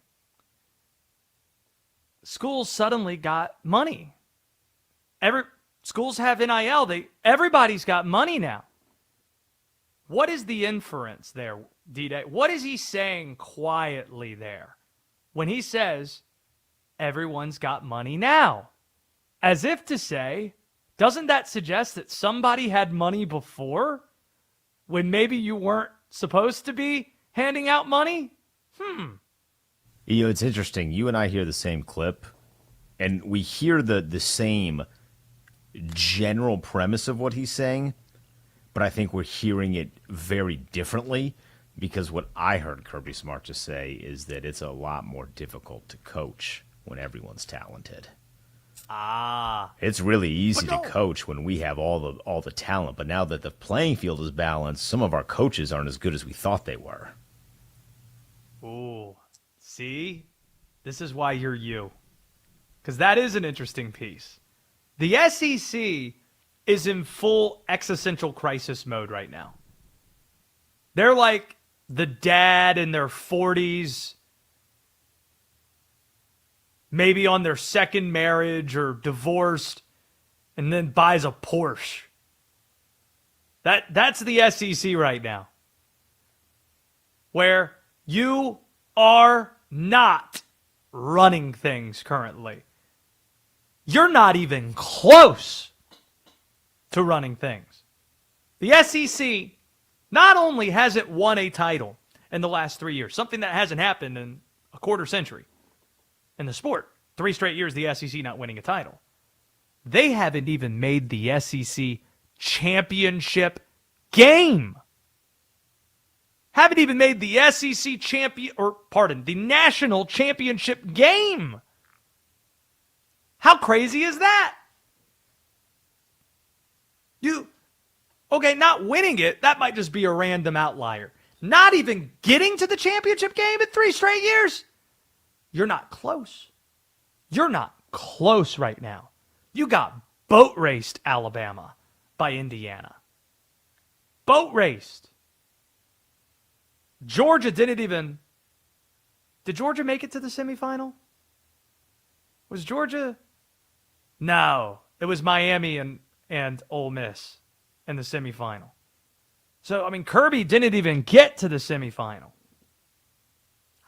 Not even close, the SEC right now. Hubris. That's the only thing at the root of it. The SEC media machine, it's going to continue to roll and pretend that they're running sports. But the Big Ten has won the last 3 national championships with 3 different teams and won to boot the men's basketball and women's basketball national titles as well earlier this year. It's the Big Ten's world. We just happen to be living in it right now. Getting to hockey. D-Day, going to be honest with you. I almost took tonight off. I almost took tonight off to go to Canes Habs Game 1 in Raleigh. I wanted to... You would like, D-Day, going to a Hurricanes game. Are you a Caps fan? Do you care about hockey all that much? Yeah, I'm a big Caps guy. I've been to multiple playoff games, and I took a day off of work on a deadline day at a weekly newspaper to go to their parade in 2018. Dude, let's hope with schedules aligning, you can come up for a regular season Caps-Canes game, and I'll tell you why. Because if you like hockey and you like college football, the Carolina Hurricanes are the team for you. Because most of these hockey teams are from big cities. You got them in the Northeast, and usually they're located in arenas that also host NBA teams, and it's in a city. So parking can be a bit of a challenge. You're in the middle of the city in an arena. The Carolina Hurricanes, they are right next door, D-Day, to NC State's football stadium, Carter Finley Stadium in Raleigh, North Carolina. The building holds 18,000. There are 20,000 parking spots. And what do they do with it? Tailgate. The way that you tailgate for a college football game, Carolina Hurricanes fans are sitting there 2-3 hours before the game on a game day, even in the regular season. Bed of a truck, put a swimming pool in it, put an inflatable swimming pool, put some beer in it, playing hockey right outside, set up some nets, just hanging out, cooking some barbecue, tons of barbecue options in the arena too. D-Day, I think this might be your speed, especially if the Caps visit Raleigh. Well, they will. That might be a fun time. That might be a fun hang. Ryan McGee wrote the story for ESPN. It was on their main feed today, talking about the tailgating experience of Carolina Hurricanes hockey games. It's different, and I don't know. You love college football. Are you a tailgating guy? Is that something you like doing as well? Generally, if it's free, that might be the very small time where I flex. Hey, I'm on national radio. If you want to give me some free brisket, some free, I don't know what kind of barbecue you guys do down there. Some free vinegar based, I don't know. Vinegar base. And you give me some free that stuff. Some sauce base. Yeah, it's hey man, Linnell gave me the nickname, the King of North Kakalaki. If you come down here, man, we got you. You got to take barbecue. Him down there. He's the one that don't like hockey. I played hockey. He's the one that don't like hockey. Couple of weeks, he says he's going to come down and hang out in North Carolina. I don't know what we'll get into. I don't know if I'll make it into his itinerary with the ladies, plural, that Linnell's trying to holler at. It's his words, not mine. I mean, don't take this the wrong way, but I get it. You know what I mean? I do know what you mean. There was a headline in the NBA this week that should be a bigger deal than how it's being reacted to currently. There's a college coach that might be a strong candidate for filling an NBA job, and it's a big deal. And it's next. Aaron Rodgers says this season is his last. Yes, this is it. Yeah. Will Rodgers go out like John Elway and Peyton Manning did with a Lombardi trophy in his hands? Westwood One Sports.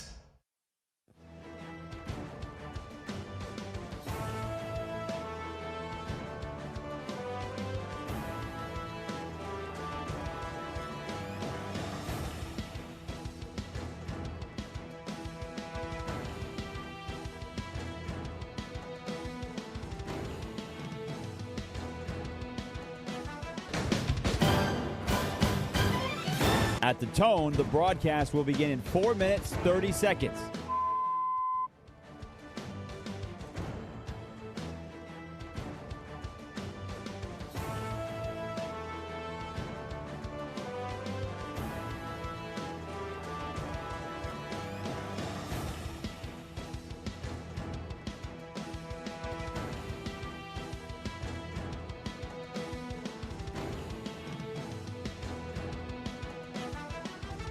At the tone, the broadcast will begin in 4 minutes.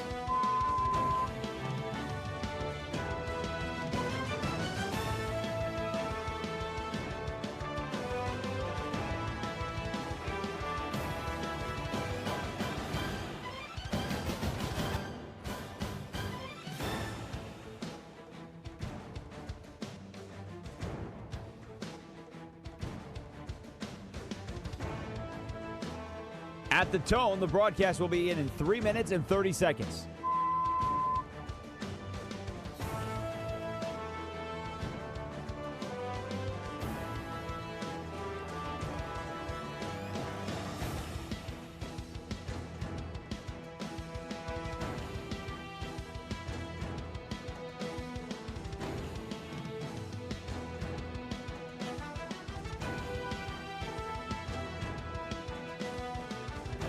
At the tone, the broadcast will begin in 3 minutes.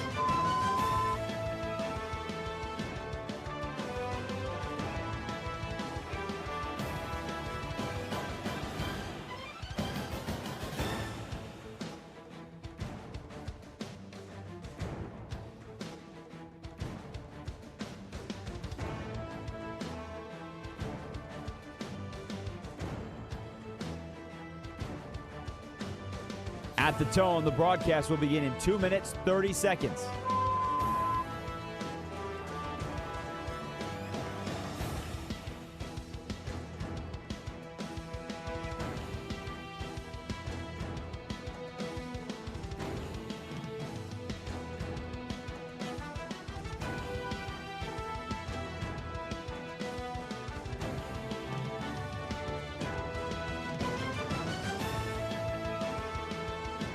At the tone, the broadcast will begin in 2 minutes.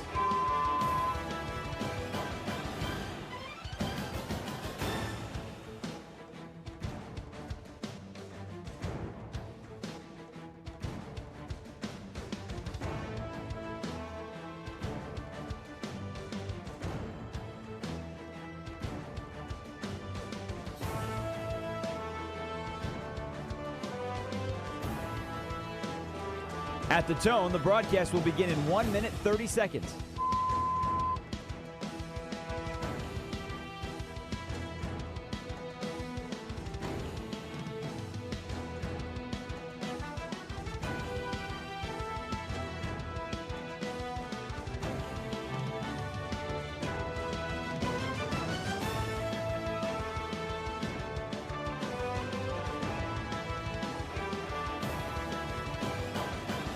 At the tone, the broadcast will begin in 1 minute.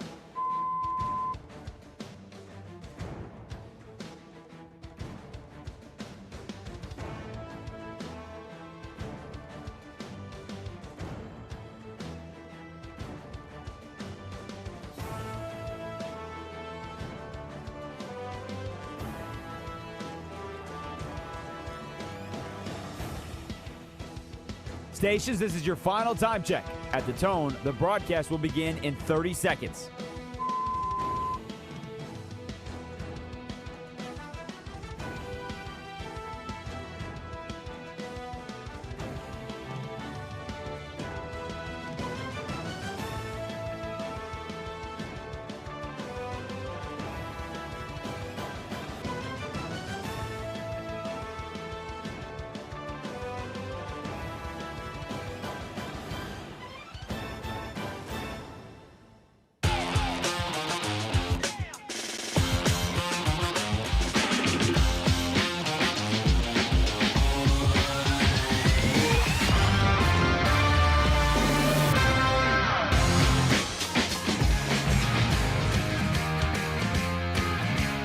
This is Westwood One Sports Night.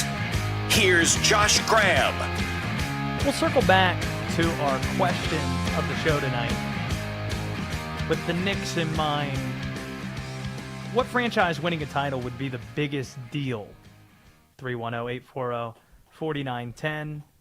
But first, we need to react to the big news that perhaps you might not have noticed at all in the NBA. At the start of the week, Masai Ujiri fired Jason Kidd. Jason Kidd is no longer the Dallas Mavericks head coach. Brett Siegel, NBA insider, reports that Jon Scheyer is expected to get a phone call from the Dallas Mavericks about their head coaching opening. And this should make all the sense in the world to anybody who pays attention. Jon Scheyer, Duke head coach. Jon Scheyer absolutely should be a candidate for NBA jobs this cycle. The Dallas Mavericks, obviously, we could talk about them and that specific fit in a second, but what's most important here, even though Jon Scheyer hasn't won a title, he's almost immediately become one of the best coaches in the country. He is one of the best coaches in college basketball. He is a guy that has, frankly, done the impossible. You know the expression, you never want to be the guy that follows the guy. You want to be the guy that follows the guy, following the guy. How about following the most iconic college basketball coach ever, who's won more games in men's Division I basketball in history? Following Coach K. How about doing that and winning more games than any coach ever has in his first 4 seasons as a D1 coach? That's what Jon Scheyer's done in 4 years. In those 4 seasons, 2 Elite Eight appearances, 1 Final Four trip, 3 ACC tournament titles. In order to beat Jon Scheyer, the last 2 seasons he's lost 6 games. All of them are close. They play out like Marvel movies. Case in point, the Final Four loss to Houston, the Elite Eight loss to UConn. And that doesn't even factor in recruiting, where he's had the number 1 or number 2 recruiting class every year since taking the job. Which brings us to what should be most appealing to NBA execs. Jon Scheyer isn't a reactionary coach. He is as forward-thinking as it gets. After taking over for Coach K, there would be this temptation to be like Coach K. He was your coach, after all. You assisted for him. You saw the success he had. Why not just try to do what he did? Jon Scheyer's run his own race. Different personality, different tactics. One of his first hires was GM Rachel Baker. Not only was he one of the first to hire a GM in college basketball, a trend that everybody has since followed, Baker wasn't a former coach or a former executive or a former player. She was a Nike rep. It was an outside-the-box hire that has worked out, to say the very least. Another way he's deviated from K exclusively hired former Duke players on his staff. Former Duke captains, even. Jon Scheyer said, why limit the scope? We're Duke. Let's get the best, smartest people to be on staff. One of his first hires, Jay Lucas, turned out to be a pretty good hire. In his first year at Miami, he was hired away from Duke, nearly won the ACC Coach of the Year. He did a tremendous job. Evan Brads was an assistant he hired. Now the head coach at Belmont. Given how college has become a 12-month-per-year sport, for the head coach at least, the best coaches in that field might be the best might be the best basketball coaches, period, to hire. Which explains why Golden State was reportedly interested in Florida's Todd Golden before Steve Kerr ultimately was brought back. Think about it. All the effort you have to put forth to be a college coach 12 months out of the year. When you go to the NBA, you make similar amounts of money. It could feel like having a weighted vest lifted from your shoulders. So getting into the specific fit with the Dallas Mavericks, obviously the Mavs make a ton of sense. Jon Scheyer was Cooper Flagg's coach at Duke, but it's not only Coop, Derek Lively. was one of Scheyer's. Marvin Bagley was part of that Anthony Davis trade. Kyrie Irving, he went to Duke the year after Scheyer won the national championship in 2010. Here's another opening you might see his name brought up. Don't write off the Chicago Bulls, who are looking for their next coach. This is Scheyer's hometown. Remember Pat Beverly went viral last year saying that, man, people worship Jon Scheyer. When he played, the city of Chicago showed up. He was White Mike. That's what he was referred to in the city of Chicago. Basketball legend there. Chicago has the number 4 pick. Very well could be Cam Boozer in that spot. Jon Scheyer absolutely is going to be considered to be an NBA head coach. If it's not this cycle, it's going to be in the future because he is the coach that the rest of the country is reacting to. And think about how crazy it is for him to have this level of success, recruiting and on-court success, following the legend that Coach K was. The impossible task of having to follow that. And he has done so seamlessly. And then he hires a GM. And then he hires the smartest people that ever teams are trying to hire. And other teams are now trying to follow the template. And he doesn't ever lose in blowouts. And the games always have to be crazy just to lose a basketball game. And we didn't even talk about the Amazon deal that he helped orchestrate, generating millions more of NIL dollars. Jon Scheyer has the game figured out. And that's the type of guy. It's almost like he went to a school like Duke. Pretty smart. Guy's a winner. Absolutely should be a candidate for jobs this cycle. The Mavs make sense. The Bulls make sense. And others might make sense, but those are just the two that he might honestly consider. Don't know if he would even consider these two, but those are two that he might look at and say, yeah, got to seriously consider those. D-Day, how pumped would a Mavs fan be? What would be the reaction of a Mavericks fan if Jon Scheyer is hired to be the head coach, hypothetically speaking? I mean, I would imagine they would be happy just because there's a connection with him and Cooper Flagg. I just love outside the box thinking. There's also no like hot shot up and coming young coach. Yeah, that was the strange part about the front end of the Brett Siegel report. So Brett Siegel reported Spurs assistant Sean Sweeney is expected to draw serious interest from the Mavs after they parted ways with Jason Kidd. Dallas is also expected to reach out to Jon Scheyer. He's committed to his current position, sources say. So they're framing it as if Sweeney's the guy. Oh, that's the one that they want more than anybody else. He did follow up saying Masai Ujiri and the Mavs expected to conduct a wide array of interviews and consider multiple candidates over the next few weeks. Dallas's goal is to lock in their new coach before the NBA draft. The Mavs want to be a young team building around Cooper Flagg. How out of the box do you want to get?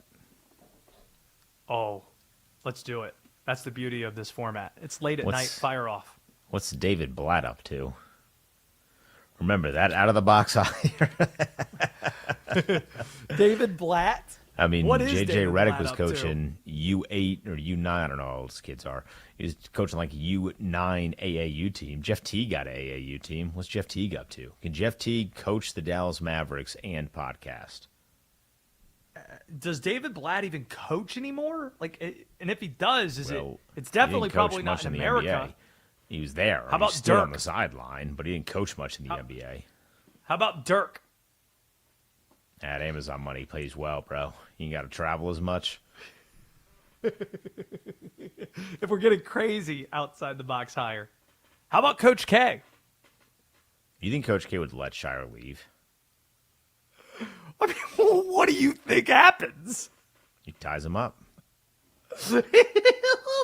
I mean, K does have an office in the building still. I know. He's still there. Office. I imagine it's one of those things. Like, remember when Mike Vrabel didn't want to take the Patriots job in a way of honoring Bill Belichick?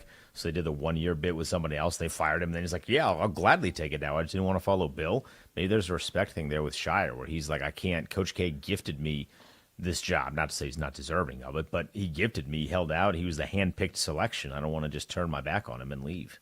And not even that. Ian O'Connor reported in the book Coach K that's on my wall up here somewhere that the school wanted Tommy Amaker, and Kay called Amaker telling him to turn it down so John could be the guy. So the school didn't even want John. Coach K is the reason that John's there. You also so that can't is an quit interesting after the way their season ended. way to put it.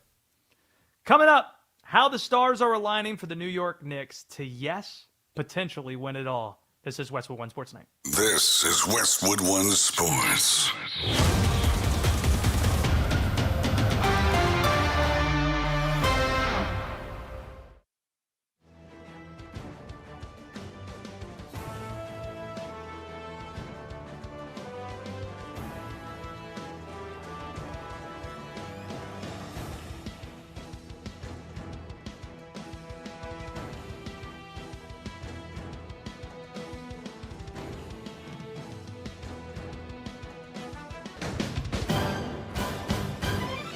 At the tone, the broadcast will begin in 4 minutes, 30 seconds.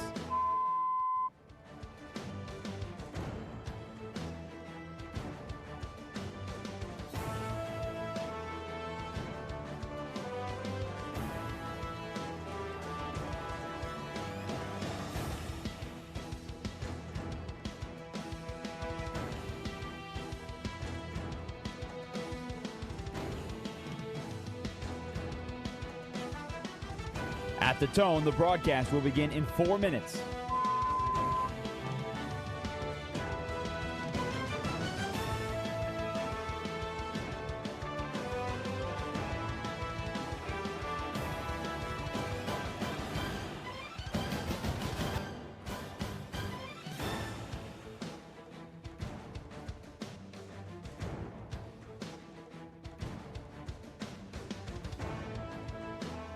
At the tone, the broadcast will begin in 3 minutes and 30 seconds.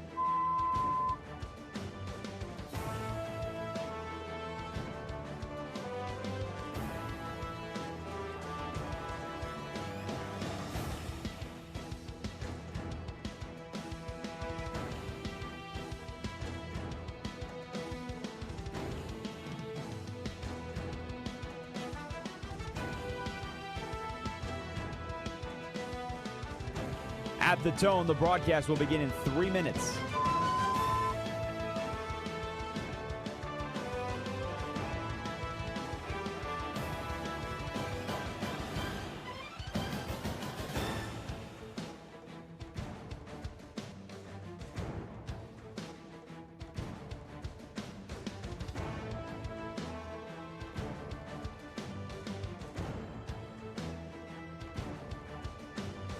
At the tone, the broadcast will begin in 2 minutes, 30 seconds.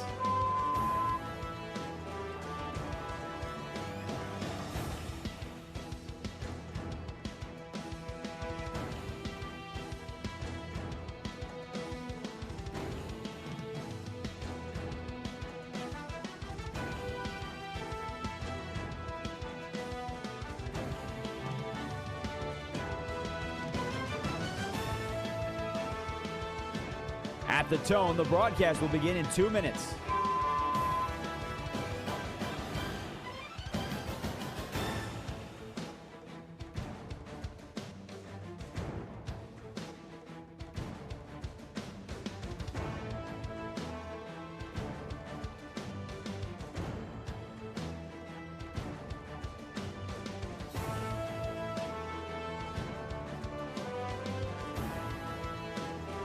At the tone, the broadcast will begin in 1 minute, 30 seconds.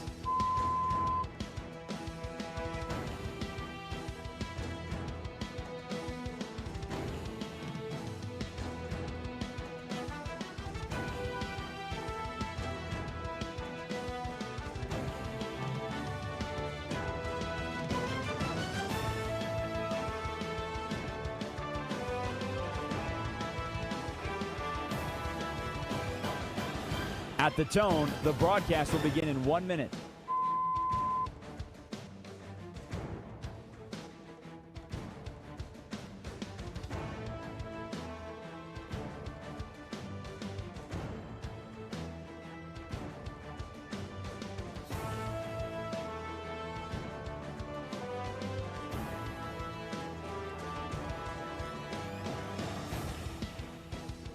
Stations, this is your final time check. At the tone, the broadcast will begin in 30 seconds.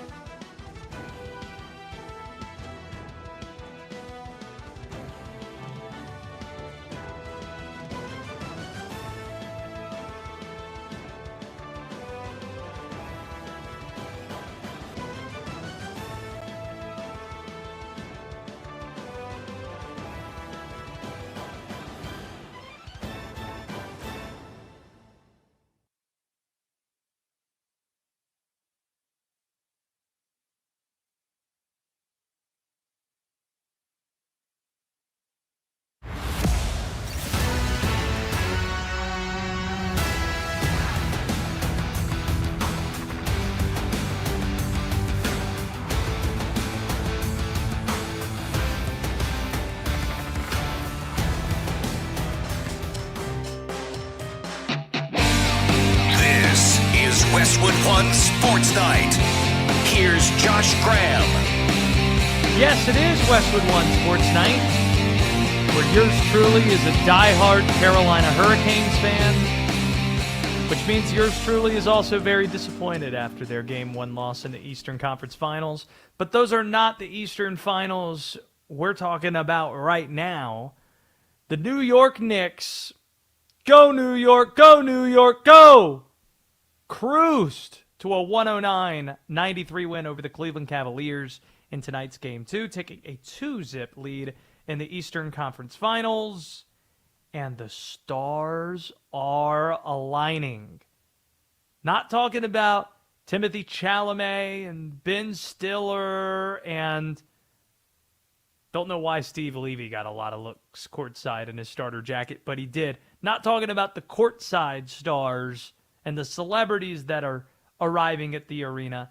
The stars are aligning for the Knicks to potentially end their 53-year NBA Finals drought this year. And that's not a stretch. Just look at their current path to get to this point. They drew Philly in round 2, rather than getting the Boston Celtics. With Jason Tatum in the lineup, the Celtics entered the postseason as favorites to win the East. You don't get them in round 2. You then get the Cleveland Cavaliers rather than getting the top-seeded Detroit Pistons. Regardless of how you feel about how legit or fraudulent Detroit was, that's good fortune if you're the Knicks.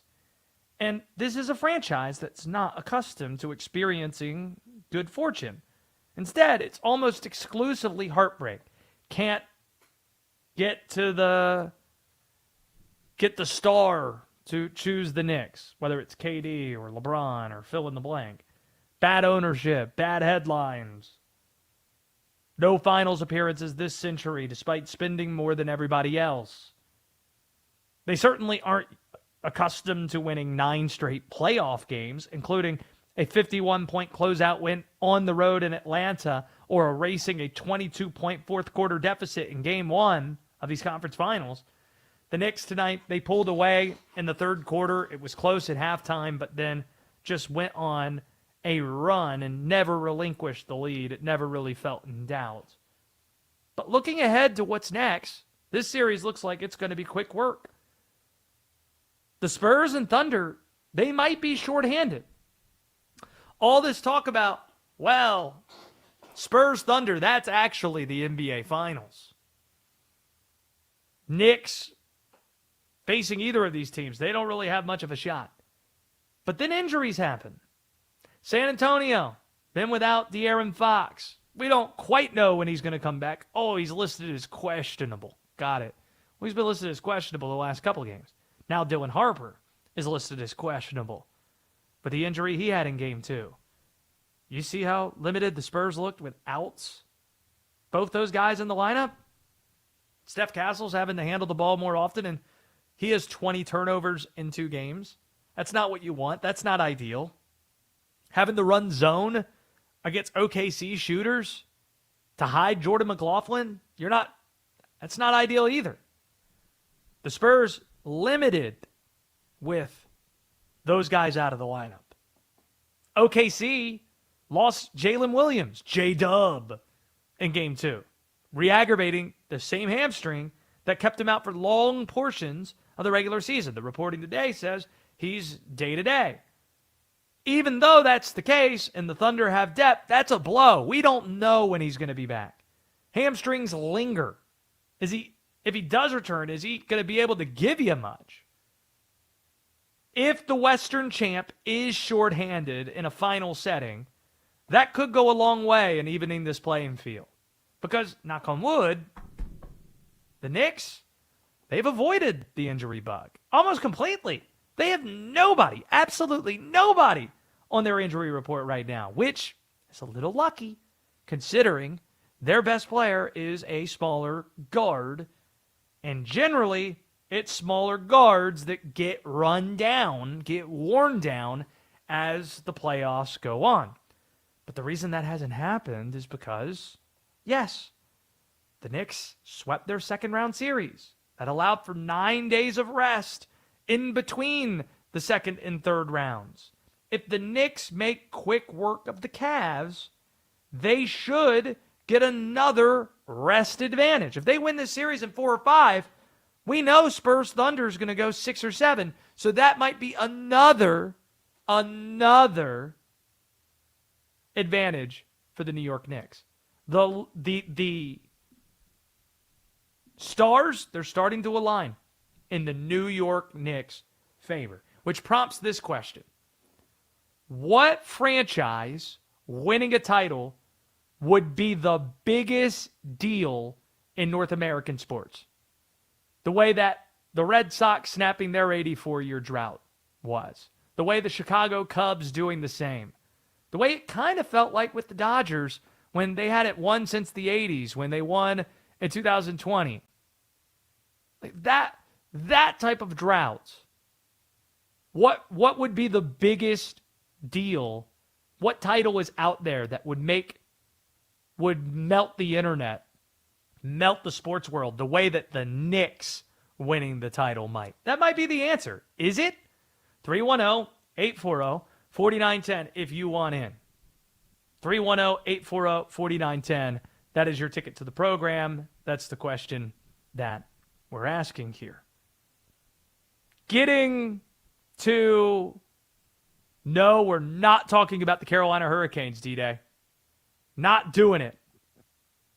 No, we're not talking about how Jacob Slavin from Team USA said that he gave the game to the Montreal Canadiens and how the Canes started out rusty. In fact, do we have this sound of Donovan Mitchell tonight? He was posed the question about lack of rest. The Carolina Hurricanes, they had the longest layoff in over 100 years of NHL postseason hockey since 1919. They had 12 days off in between games, and they're down 4-1, 14 minutes in. That obviously seemed to have an effect. Donovan Mitchell, see, the Cavs were coming off a 7-game series, and they had a 7-game series in round 1 facing a Knicks team that was off 9 days rest, fell apart in the fourth quarter, and then tonight, Donovan Mitchell doesn't see the correlation, though.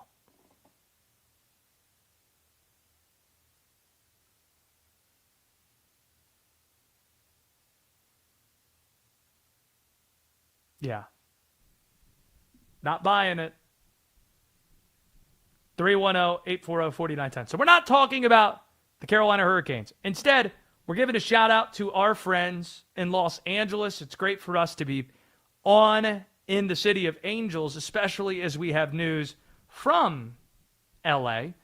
And that is Matthew Stafford landing a 1-year, $55 million contract extension that has him on the books for 2027. There was a lot of speculation that this year might be his last with the Rams. maybe that's not the case. And that's okay, by the way. Some are going to frame this as being a surprise. It should not be viewed that way. Nothing about this is really all that surprising. But you're going to have folks say, well, look at McVay's reaction the night that they drafted Ty Simpson with the 13th pick. And now, Matt, clearly there's a rift, there's a tiffy between Stafford and Sean McVay and that camp versus Les Snead, and he wants Ty Simpson to be the quarterback sooner. Ty Simpson, they're completely fine if he's the quarterback next year being 27, or if it's 2028. They're not rushing Matthew Stafford out the door. Right now, the LA Rams are probably the best team in the NFL, pound for pound. Matthew Stafford is coming off winning the bleeping MVP award. So it would be fair to say he's probably going to play a couple more seasons, not just one more season. And by the way, that still makes the pick completely fine, taking Ty Simpson. Developing him, having him in your building, understanding the offense, learning from Matthew Stafford. Oh, if he was really worth the pick he was taking, he'd play sooner than that. It can't be both. Sure it can. Aaron Rodgers sat how many years? Jordan Love sat multiple years. We can go down the list as far as you like and find several examples where that's been the case. But it's good to feel good at that position. And the other piece is, if you really like Ty Simpson and you think you have a really good roster, it doesn't hurt investing in the most important position. Should an injury happen, this guy is one snap away from being on the field and playing for you. And if you like him, then you don't feel as bad about the idea of potentially your 39-year-old quarterback breaking down in his year 39 season or his year 40 season. So this shouldn't surprise anybody, frankly. You're going to have some of the hot take artists react strongly to it, but this is still all according to plan for the LA Rams. Let's go to Chase, who's in Morgantown, West Virginia. Let's go Mountaineers. Let's go drink some beers. What is your submission for the team that if they win a title, it would be the biggest deal in North American sports? When I look at the different sports across, like, the U.S., and, it's easy to say, I'm a big Pirate fan, but, there's no salary cap, so there's obviously no chance. But look at the Charlotte Hornets and, teams like that where they have a cap, they're on the same level as everybody, but they're just so poorly ran. But, with Conk and Nipple and LaMelo Ball, and if they're able to build off that, that'd be a pretty big deal in my opinion. See, they haven't. Here's the fun fact about the Charlotte Hornets. I'm based in Winston-Salem, North Carolina. That's where I'm talking to you from right now, right down the road from the Charlotte Hornets. I know this organization well, know a lot of people in it. Did you know, Chase, that the Hornets, which came into existence in 1989, are the only NBA franchise to not even make it to the conference finals? You hear about NBA finals droughts. And, again, they've been in the league not for a short period of time. 37 years. They haven't even been to the conference finals. And I don't think they've won a series this century, or at least in the last 25 years, won a playoff series. That's nuts, right? Oh, it is, man. The days with, was that Del Curry, Muggsy Bogues, they had Alonzo Mourning and stuff. Mm-hmm. You just kind of Grandmama. I'm a Pittsburgh fan, through and through. But it's when you see badly ran, teams like the Pirates and, there's no chance, you kind of just wonder, it's man, if you're on the same level of cap space and the same rules as everybody else, I hope they can build off Kneppel and actually, I root for the small guy, obviously. And, man, I'm sure you're, So I just, I root for the best of them. Are you a West Virginia fan? Oh, yeah, absolutely, man. I dropped out of school, but went to the National Guard and stuff. But Pittsburgh is only an hour away pretty much, so we're all pretty big. Even though we hate Pitt, it's mostly Steelers, Pirates, Penguins. You should know my introduction to my alma mater. I went to East Carolina University. Oh, Patrick Pinky? Oh, yeah. Look at you. You are a hardcore fan.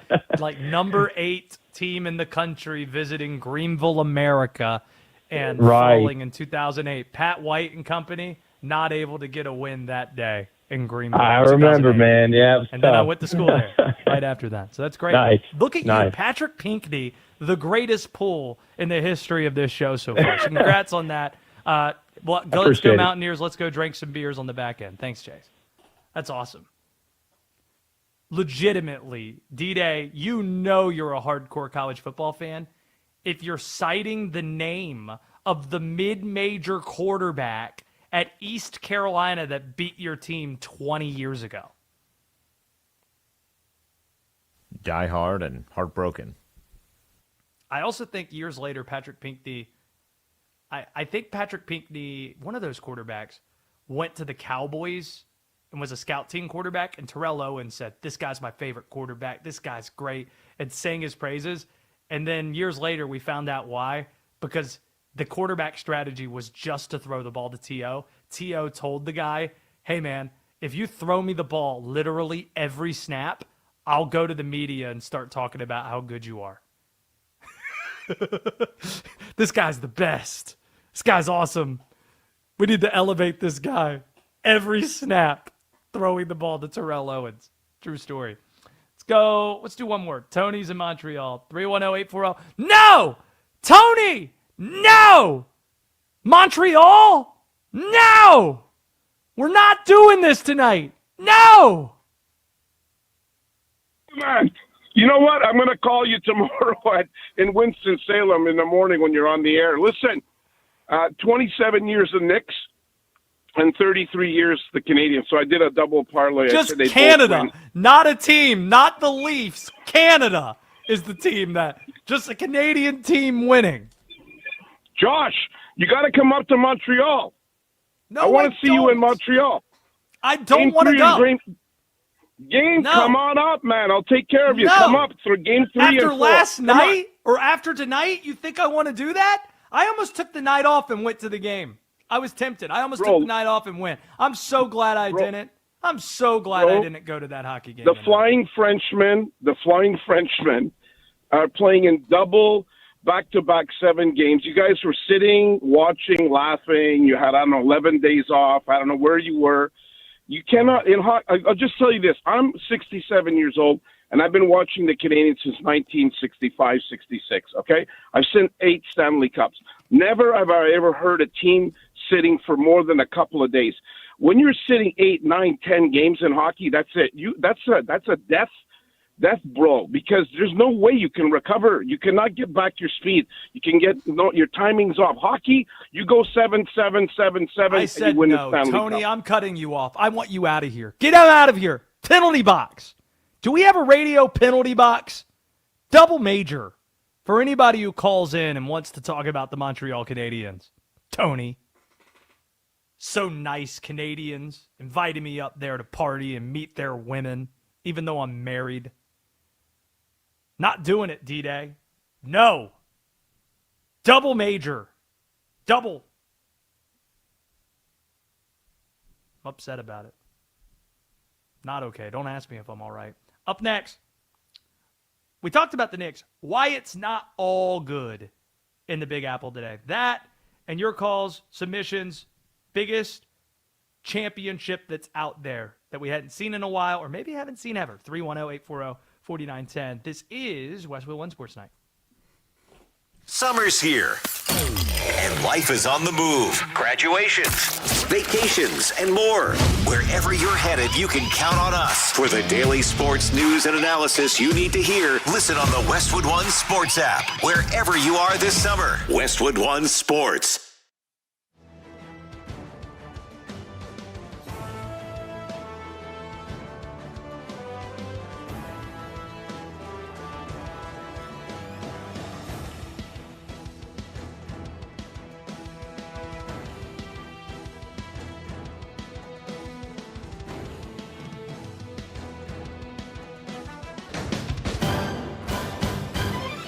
At the tone, the broadcast will begin in 4 minutes, 30 seconds.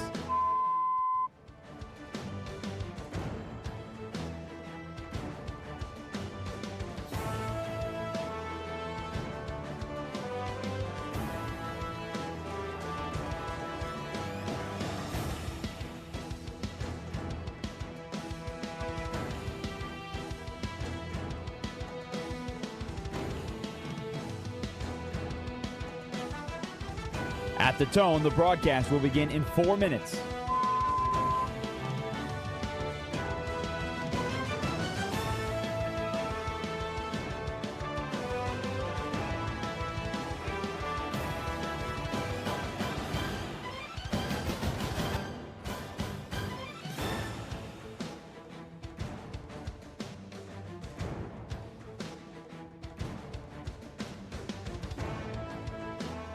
At the tone, the broadcast will begin in 3 minutes and 30 seconds.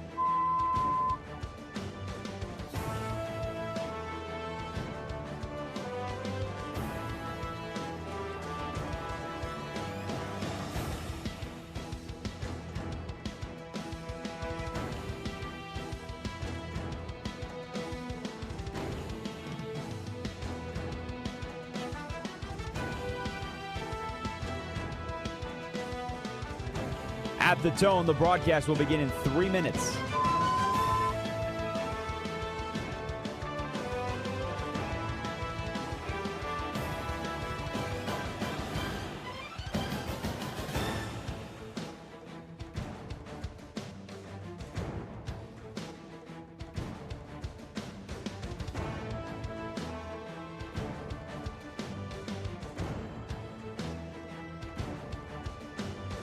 At the tone, the broadcast will begin in 2 minutes, 30 seconds.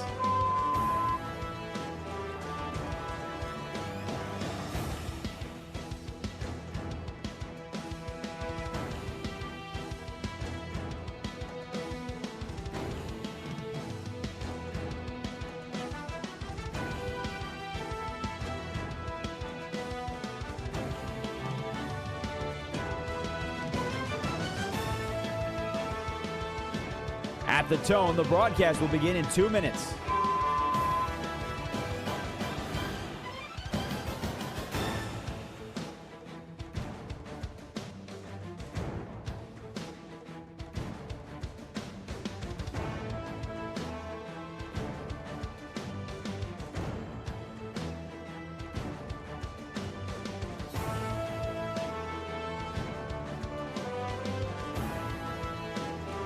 At the tone, the broadcast will begin in 1 minute, 30 seconds.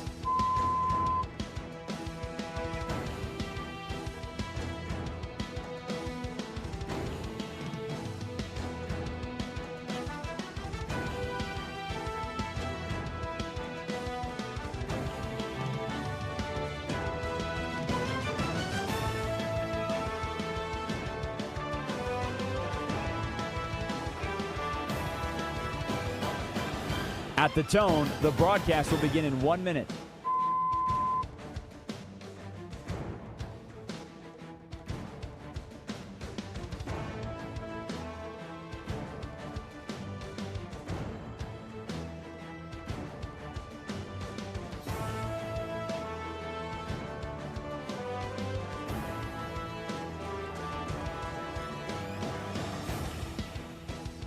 Stations, this is your final time check. At the tone, the broadcast will begin in 30 seconds.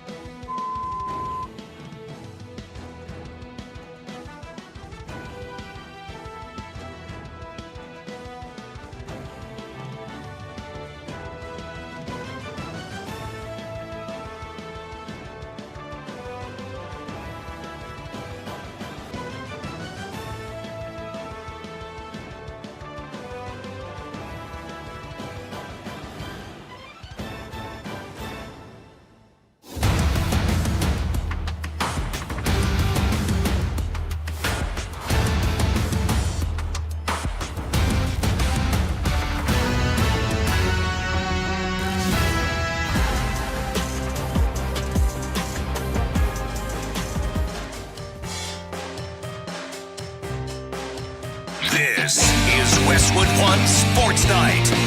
here's Josh Graham. Remember when the New York Giants offseason started with so much promise? Well, that's completely fizzled out.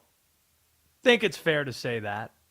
Turns out not everything's turning out great with the Giants. I heard that, by the way, Oliver Popular.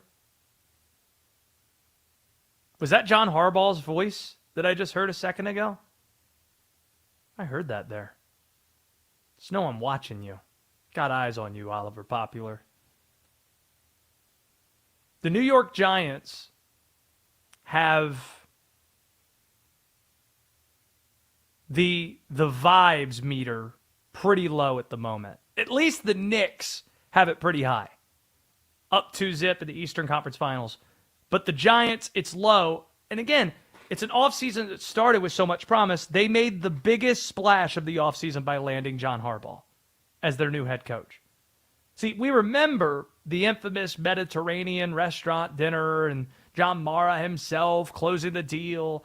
That was framed as the best day for Giants football since they won the second Eli Manning Super Bowl nearly 15 years ago.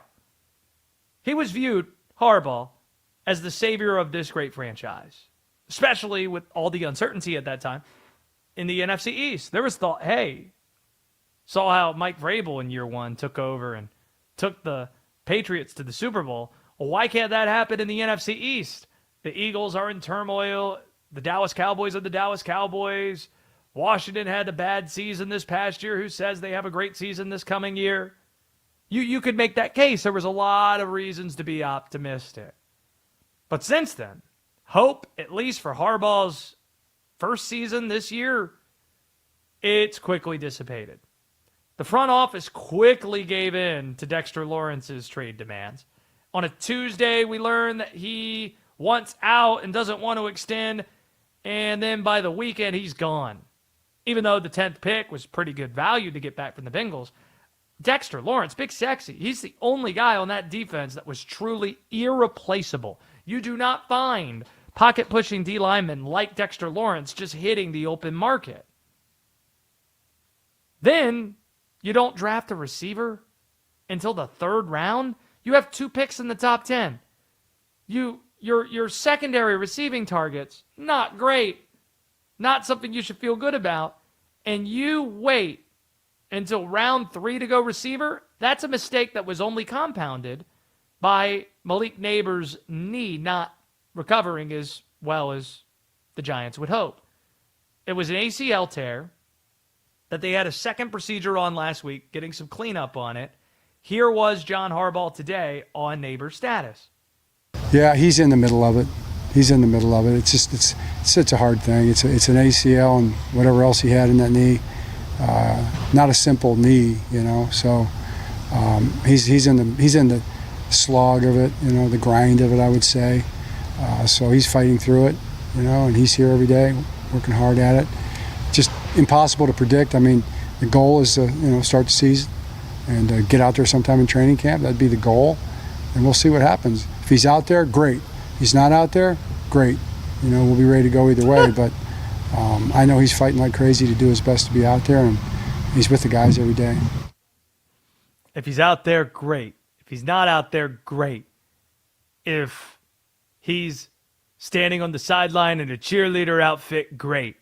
If he's hanging out with Giant fans who are celebrating the Knicks' success, saying bing bong, great. All of it, great. Nothing about that sounded assuring, though. Neighbors, he's their most important offensive player. So the Giants' most important offensive player and most important defensive player, as of a couple of months ago, not on this. Not feeling good that you're going to have either to start the year. Well, you're not going to have Dexter Lawrence, but Malik Neighbors, if you don't have him, who are you throwing the ball to that you feel good about? But in the most surprising news, the Giants announced GM Joe Schoen had received a multi-year extension earlier today. This is the same Joe Schoen who botched the Saquon Barkley situation so bad a couple of years ago that The NFL, which tried out, or HBO, that was trying out the Hard Knocks offseason edition, did not get a second offseason. No team wanted to do it because of how bad it made Joe Schoen look. It's the same guy who hired Brian Daboll. That didn't go well. It's the same guy that John Harbaugh reportedly asked specifically not to answer to when negotiating with John Mara to take the job in the first place. Unlike Oliver Popular, he's not popular among Giant fans. So this had to be a gut punch in how it was received today. A far cry from how this offseason began. Speaking of Oliver Popular, he's taking your calls at 310-840-4910. We're speaking of New York. What franchise would winning a title be the biggest deal for? Is it the New York Knicks? In fact, rather than just continuing to ask the question, how about we give an answer to it? We'll do that in just a few minutes, but your submissions are welcome at 310-840-4910. However and wherever you're listening or watching, we greatly appreciate that. D-Day, do people in the audience appreciate self-deprecation? Do they appreciate candor or perhaps missteps that happen in a way that is embarrassing for the host? If you're embarrassing yourself, then if the audience is not interested, I at the very least am interested, so it could be an audience of one. We pride ourselves in landing pretty good guests on this show. Most entertaining guests in Sports Talk B-Dot last night. Last week, how many great guests did we have? Goodness. You had Tekla, and then this week, who was it? Adam Copeland that you guys had on Monday or Tuesday? That's pretty cool. From the wrestling world, we've had Nick Ehlers of the Carolina Hurricanes join us. Big, just in the past week. Mike Golick, Kevin Harlan. We try to swing big. We had a former NFL head coach that I spoke with face-to-face earlier tonight, Steve Wilks, who you might remember, DC of the Jets last year, former Cardinal head coach, Niners DC, Panthers DC, Panthers interim head coach.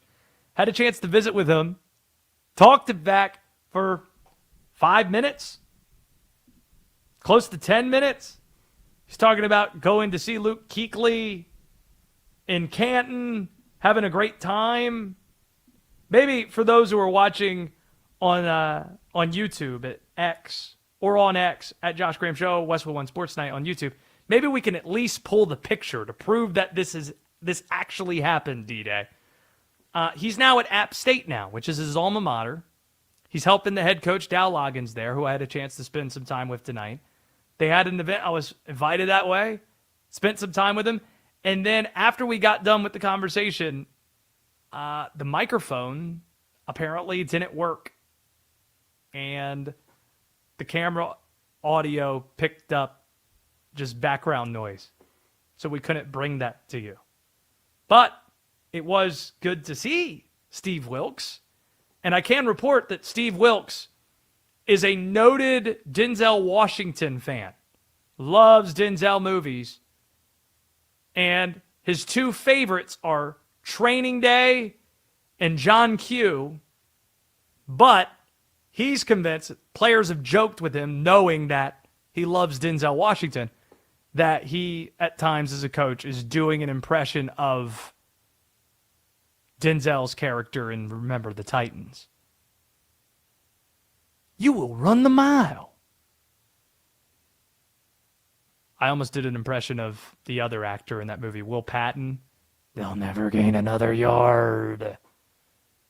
Have you at least seen Remember the Titans, D-Day, or don't even have an ally on that front? Of course, it's a classic. I'm not a huge Remember the Titans fan, especially when you learn that a lot of the stuff with Coach Boone and the things just aren't true. Like, it's based on a true story. He's doing a lot of work with that movie. Like the championship game and the drama, they blew out every team that they played. They also wanted you to believe that every school they were playing wasn't integrated yet. Yet then you look at it, like this is something you watch as an adult, you're like, wait, it's 1971 or 1972? Yeah, every school in Virginia at that point had been integrated for more than 5 years. So the idea that every team that they played were just exclusively white guys, that's not true. The most sinister one, Gary Bertier got in the car accident after the championship win, not before it.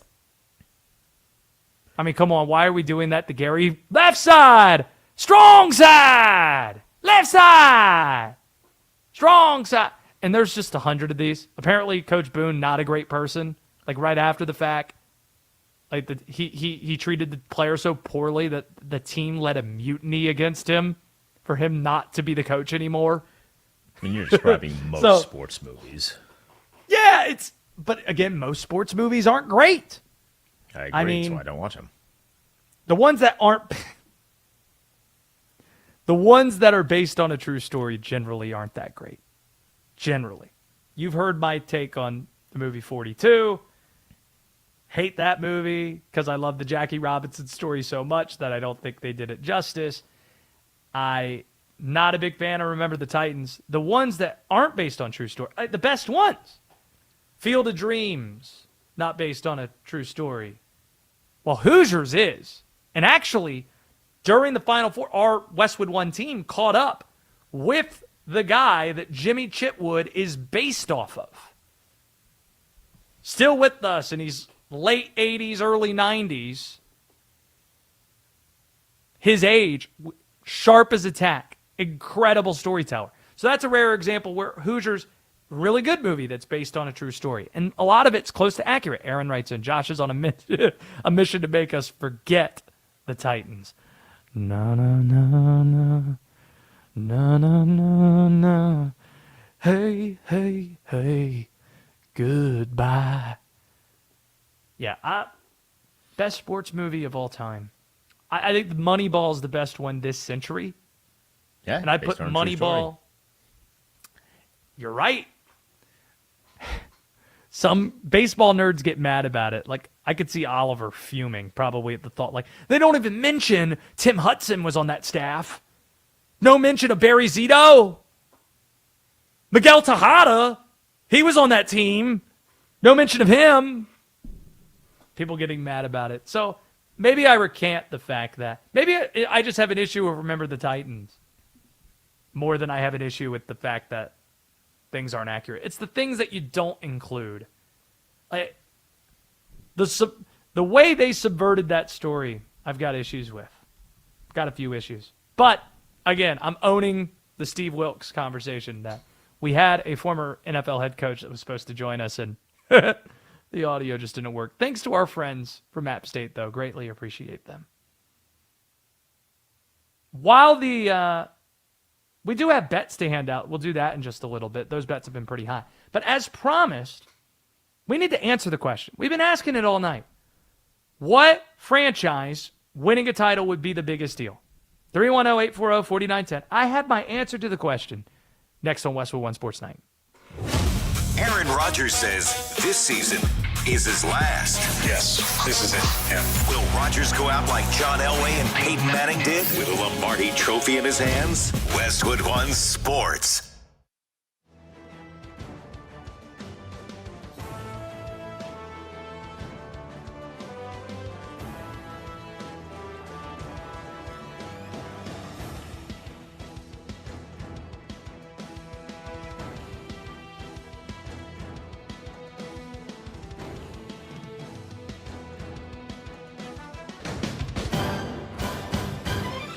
At the tone, the broadcast will begin in 4 minutes, 30 seconds.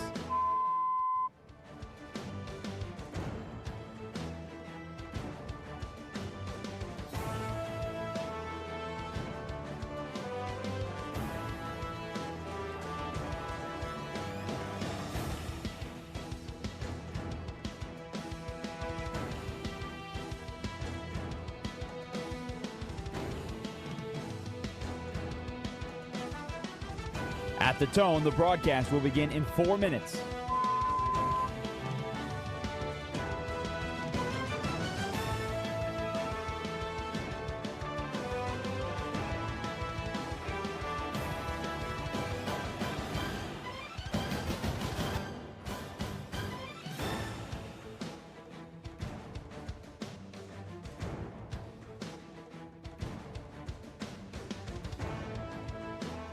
At the tone, the broadcast will begin in 3 minutes and 30 seconds.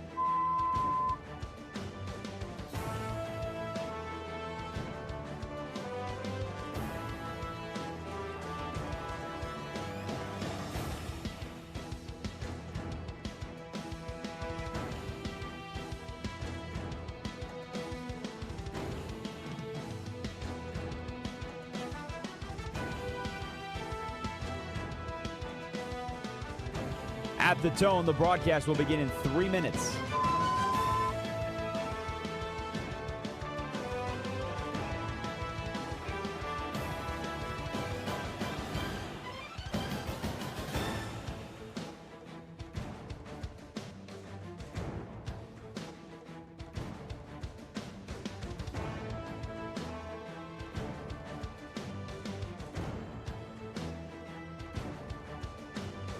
At the tone, the broadcast will begin in 2 minutes, 30 seconds.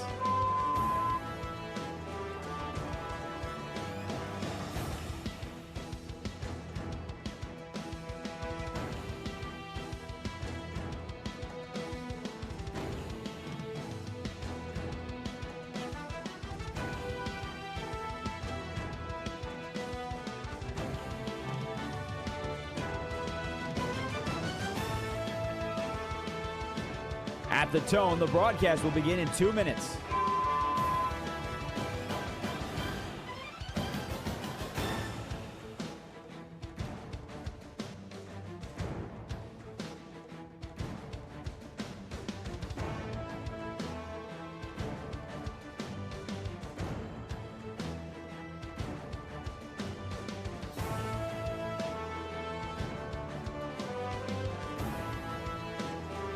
At the tone, the broadcast will begin in 1 minute, 30 seconds.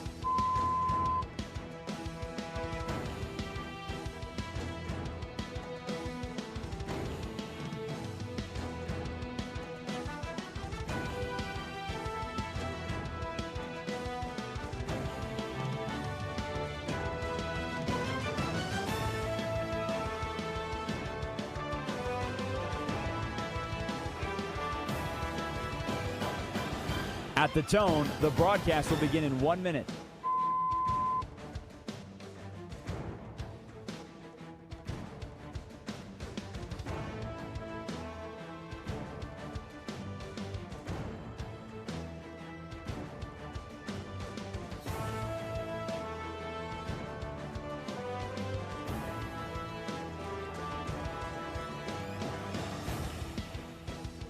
Stations, this is your final time check. At the tone, the broadcast will begin in 30 seconds.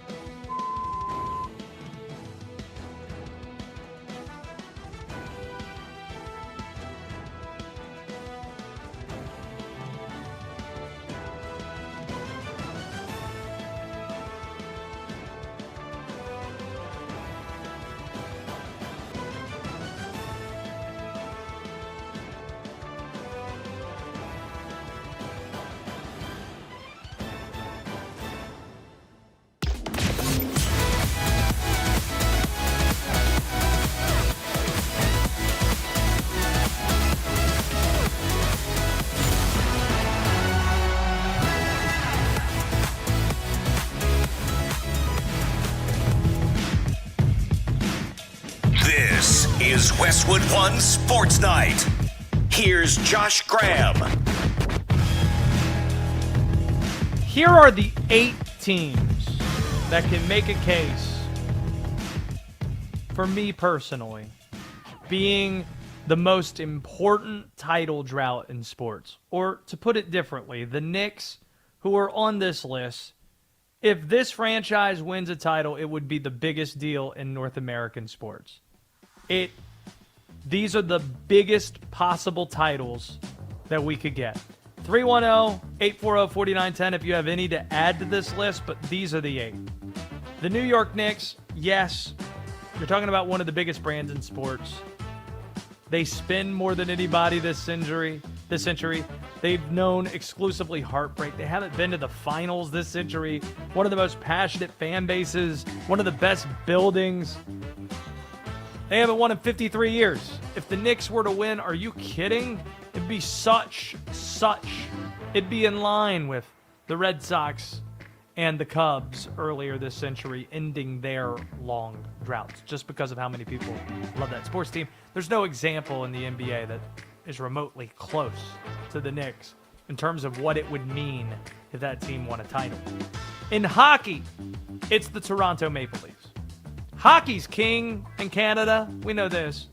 The Leafs, they haven't won the Cup since 1967. Next year is going to mark 60 years since Toronto last held up Lord Stanley. You could even make a case that Canada's drought as a country is in this conversation. None of their teams have won since 1993. So, Toronto's on that list. And then in football, there are 5 teams that deserve consideration. You got the Bills, who have never won. The Vikings, who have never won. Neither have the Browns, nor the Lions. And yes, you must include the New York Jets in this conversation too.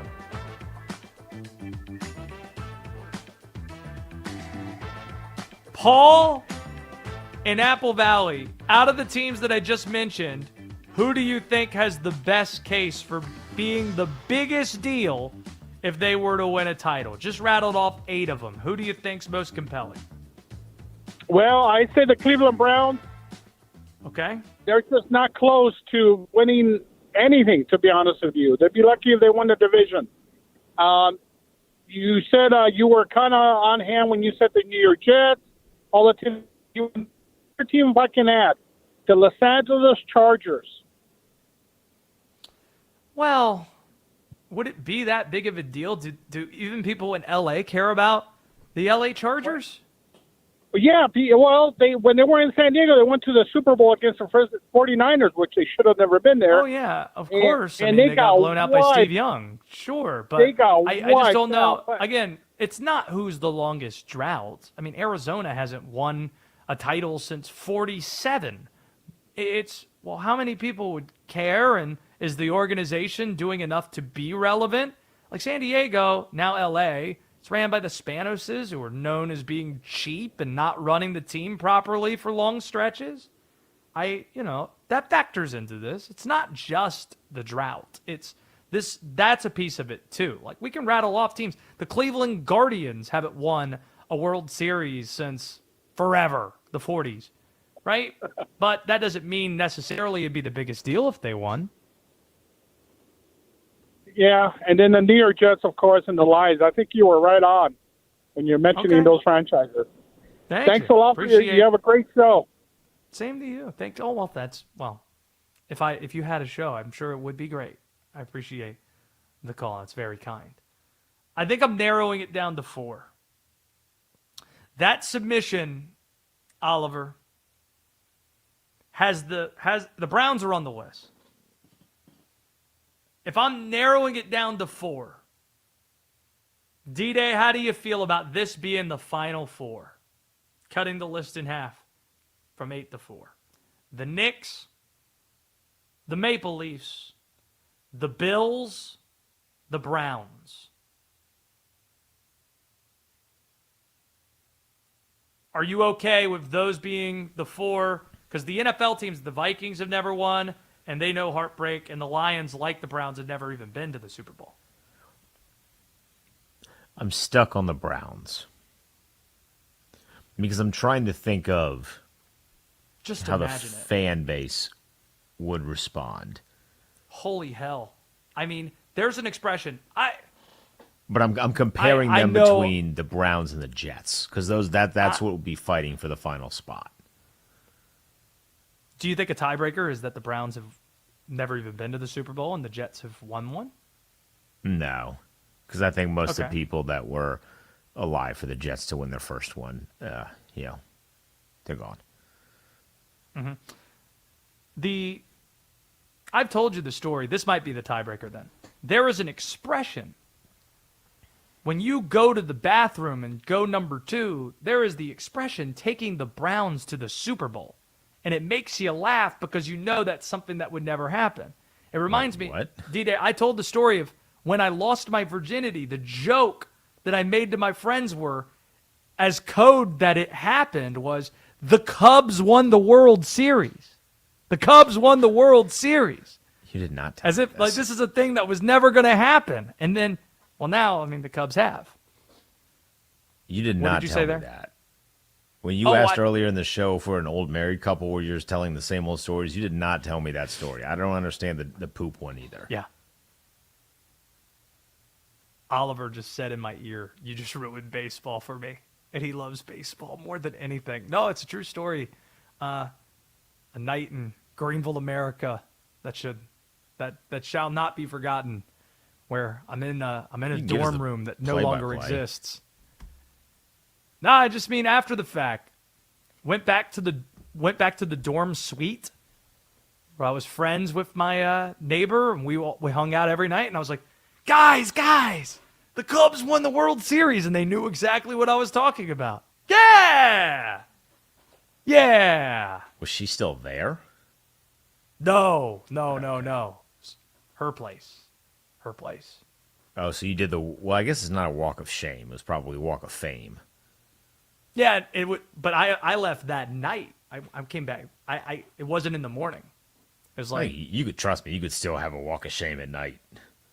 I think the walking out of there is really the part there, not the point in the day.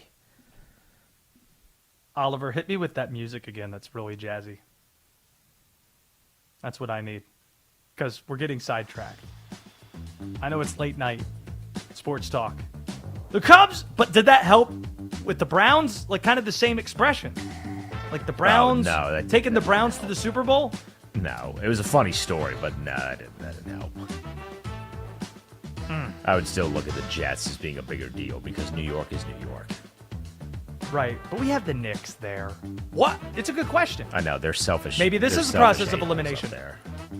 What would it be would it be a bigger deal? The Knicks or the Jets one? The Knicks. The Knicks are at the top of the list. Yeah, so New York, you only get one. So there you go. I'm going to eliminate Canada because it's Canada. Sorry, Toronto. Get Canada out of here. We're not rooting for Canada. So we're down to the Knicks. We're down to the Bills. And we're down to the Cleveland Browns. Do you prioritize? It didn't seem like you had any question that the Bills belong on the list. So the Bills are ahead of the Browns in your viewing? Yeah, definitely. I think they'd literally set the entire city of Buffalo on fire in a safe way and then jump through tables together. Yeah, I'm with you. So there goes the Browns. We're prioritizing the Bills over the Browns. The Maple Leafs are out, so it's down to the Bills and Knicks. The Bills have never won before. The Bills have only experienced heartbreak. Their fan base is the best. I think the Bills is the answer. No, it's the Knicks. Really? You're having an entire city that's going to be celebrating under siege. Have you seen how they celebrate after they won a playoff series? Do you imagine how that's going to be when they win a finals? I was not ready, D-Day, for me to open the show with this topic and talk about it, and I chose the right team. That's the answer to the question. Wow! Well, so you also eliminated Canada, which I did not personally do. So for me, it's Knicks, Maple Leafs, Bills in that order. Toronto and the Knicks are very close because it's an entire country that are going to be going crazy. Yeah. Okay. Well, there you go. We've narrowed it down, and that's how D-Day views it. Split. We're both in agreement on the Knicks, though, right? And the Bills at the top. Yeah, we're in agreement on the top three, I think. Well, I guess you eliminated Canada. I didn't eliminate Canada. Well, they were in the top three. We just had to narrow it down further. Bills, I still think Bills over Knicks. Oliver, split the tie. Bills or Knicks? What would be a bigger deal? New York Knicks for sure. Okay. Question asked, question answered. Make sure if you haven't already, you're subscribed to the podcast and to the YouTube channel, where you could write in things like Drunkle Sam did. Josh seems like he could be Canadian. You hoser. I'm not your buddy guy. I'm not your guy, friend. Make sure you're subscribed to the pod. It's been blowing up. Westwood One Sports Night, Apple Podcasts, and on Spotify, and then the YouTube channel, Westwood One Sports Night, is where you can watch the show in addition to listening to it. However and wherever you listen or watch, we greatly appreciate that.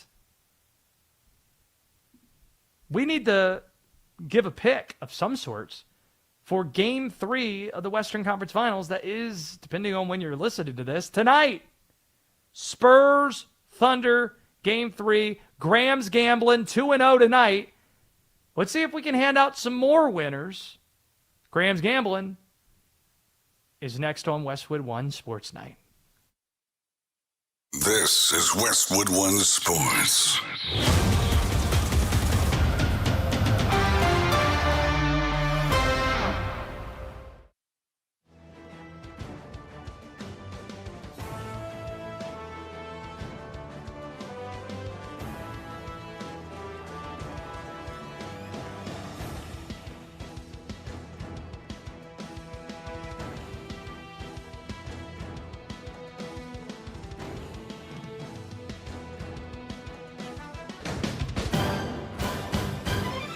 At the tone, the broadcast will begin in 4 minutes, 30 seconds.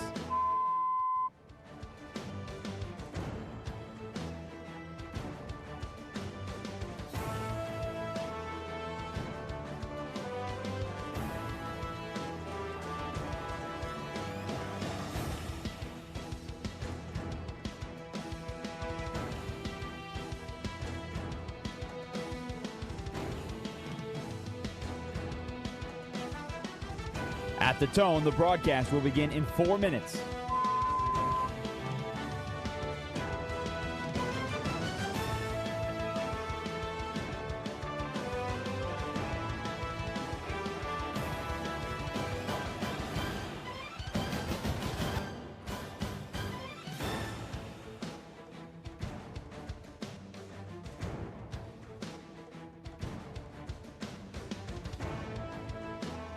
At the tone, the broadcast will begin in 3 minutes and 30 seconds.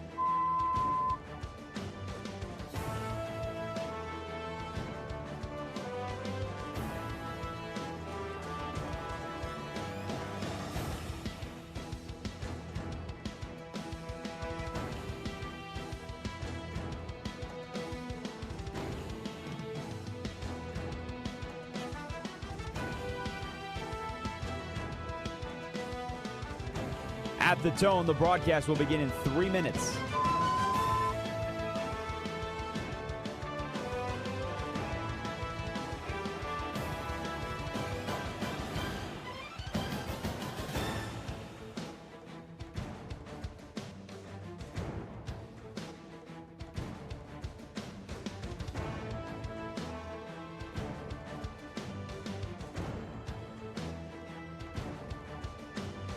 At the tone, the broadcast will begin in 2 minutes, 30 seconds.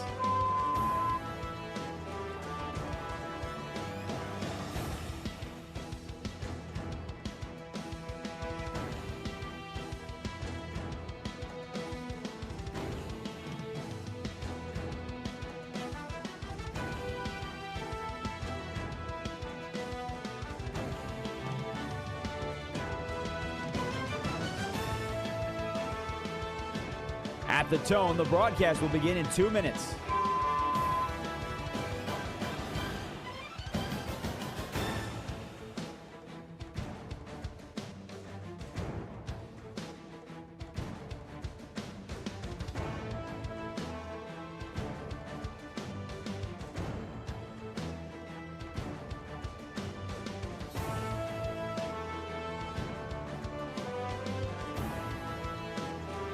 At the tone, the broadcast will begin in 1 minute, 30 seconds.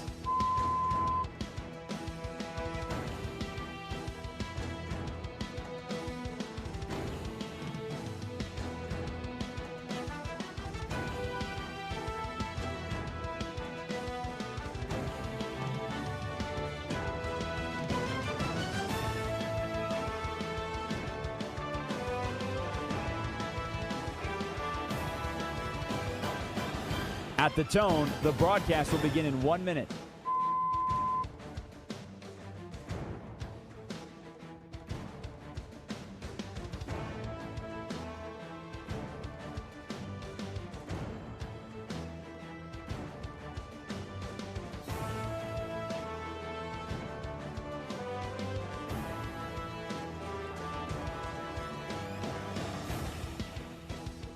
stations, this is your final time check. At the tone, the broadcast will begin in 30 seconds.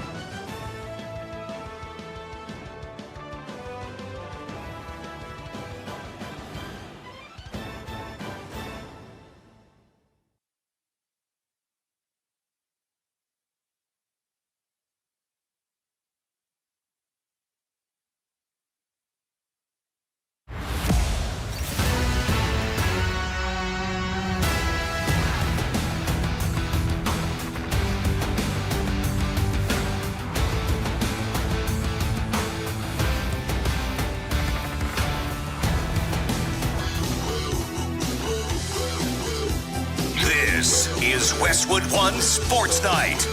Here's Josh Graham. Graham's gambling just a bit, handing out some bets.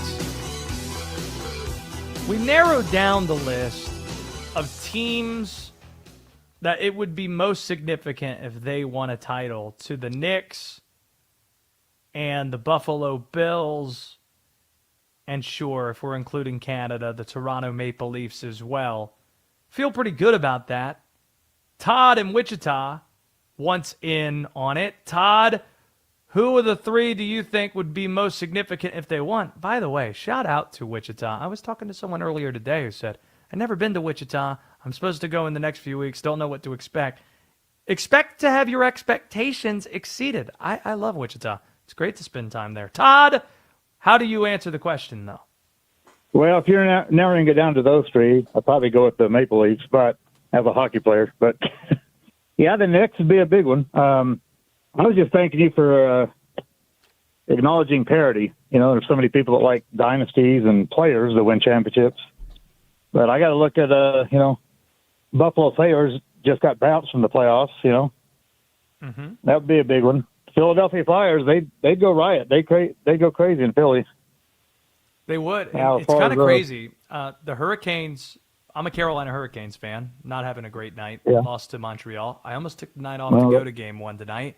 And the Hurricanes swept the Flyers. And when you look at the rafters of that building, what you'll notice is, man, it's been a minute since the Sixers won. It's been a minute since the Flyers have won as well. Yeah, the Phillies and the Eagles have had success in this century, but specifically with those two franchises in that building, nothing since the early 80s, and then in the Flyers case, they haven't won since 75. 75, yeah. So, no, I'd love to see those different arenas, and unfortunately, you got teams like that. Some cities have won plenty of championships. Yeah, the other half of Philly has won their championships. That half is not. Cleveland's hurting for championships all around. It's all about fans. It's all about the fans and being satisfied. It's not about dynasties. Socialism is about the only.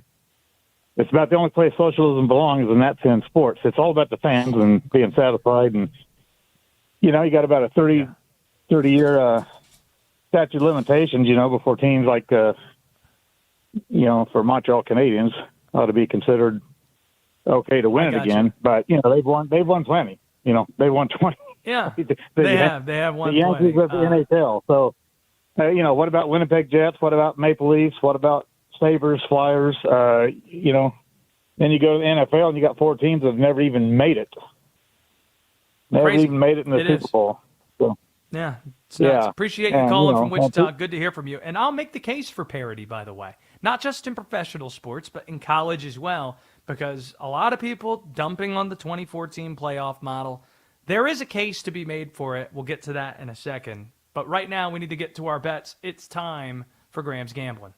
Sitting back, count money all day, It's time for Graham's Gambling. Let's make some money.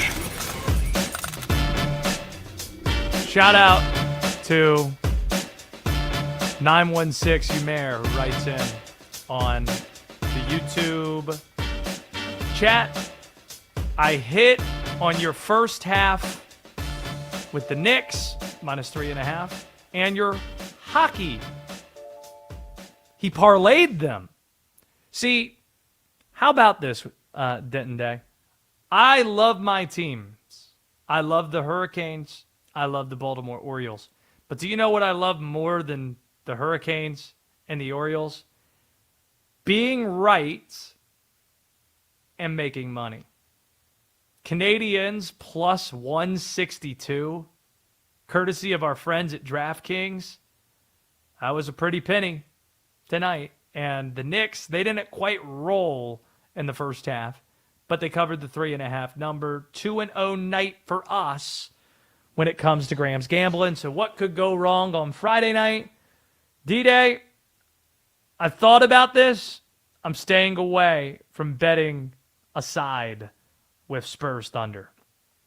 Just don't have enough information from an injury perspective. You could assume that everyone's not going to play, but then when De'Aaron Fox or Dylan Harper plays and Jalen Williams doesn't, that might sway things. If Dylan Harper's not out there and De'Aaron Fox, it's just a stay away. And the line's 1.5 in favor of San Antonio. It's just, we don't have enough information. Don't have enough information to bet it. So instead, do you feel that it's more likely that Jalen Williams is going to miss versus the other guys? Because that's how I feel, because it's a re-aggravated injury. Yeah, I expect Jalen Williams to be out for at least a few games. Which is why I think that means Jared McCain, especially after he hit 3 threes in the last game, over 1.5 threes at even odds, -101. I like that. I think it's safe.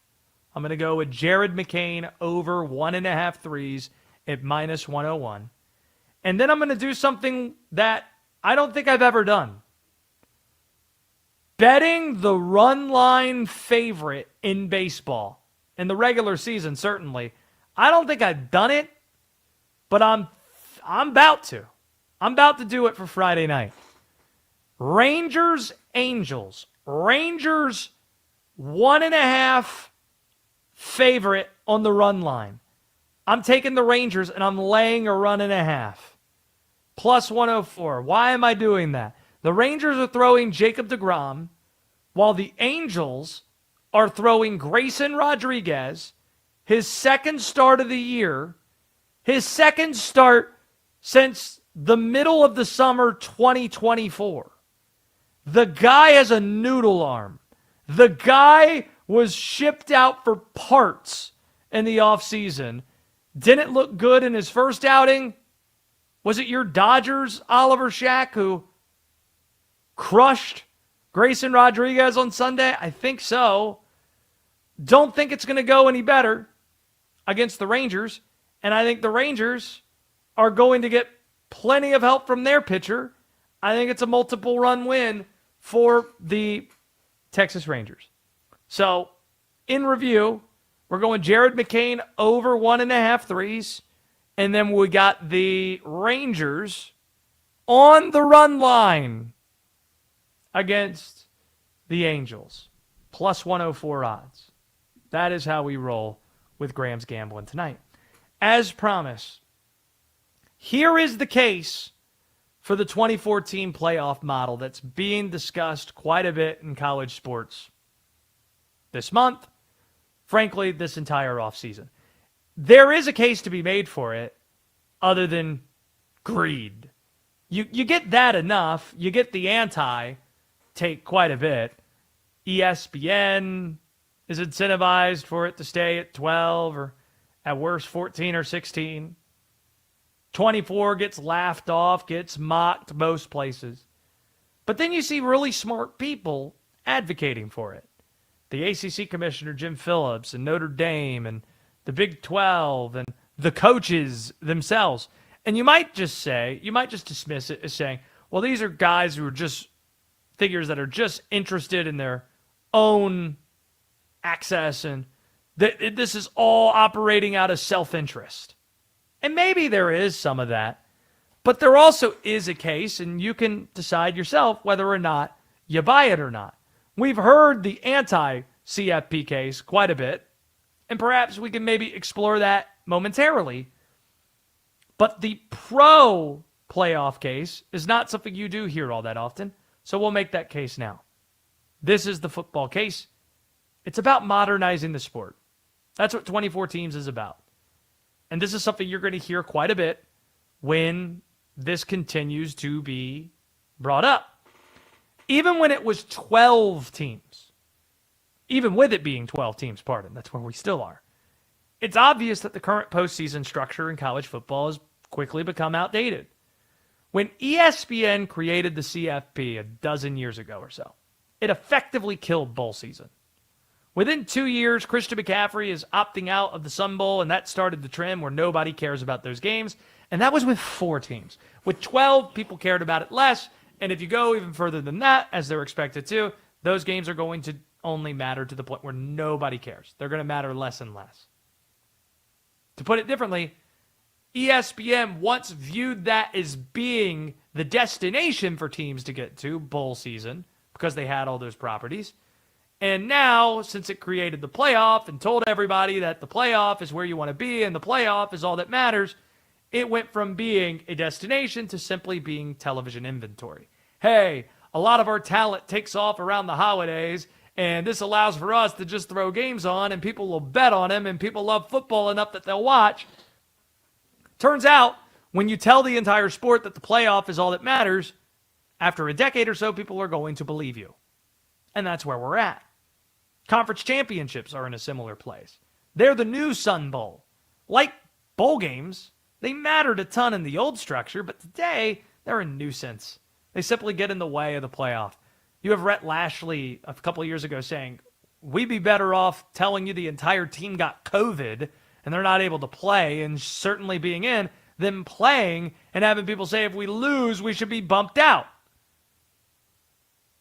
Expanding to 24 teams, not 14, not 16, it provides enough revenue for leaders in the sport to truly modernize, getting rid of conference championships, getting rid of what's left of zombie bowl season.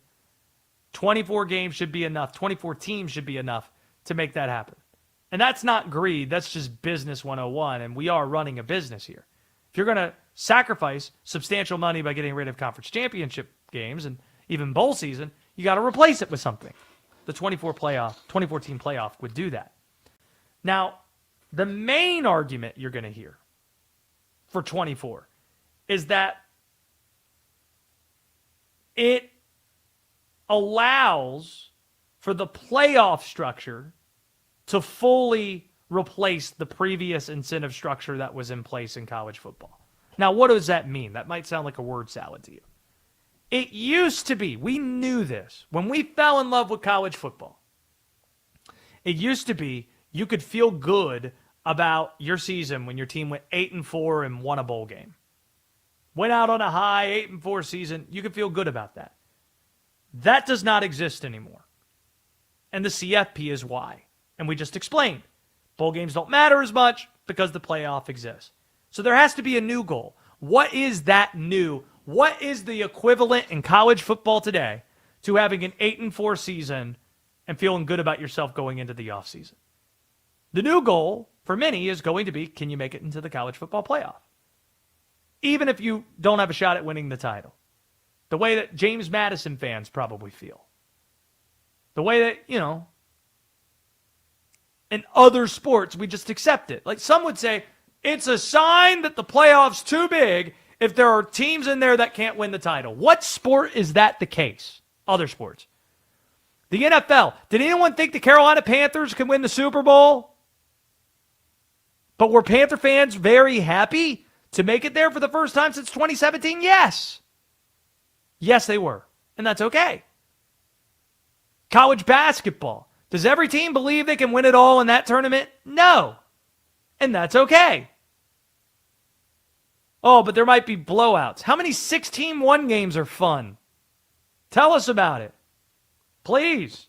Tell us how there's no blowouts in the NCAA basketball tournament. And we love that just fine.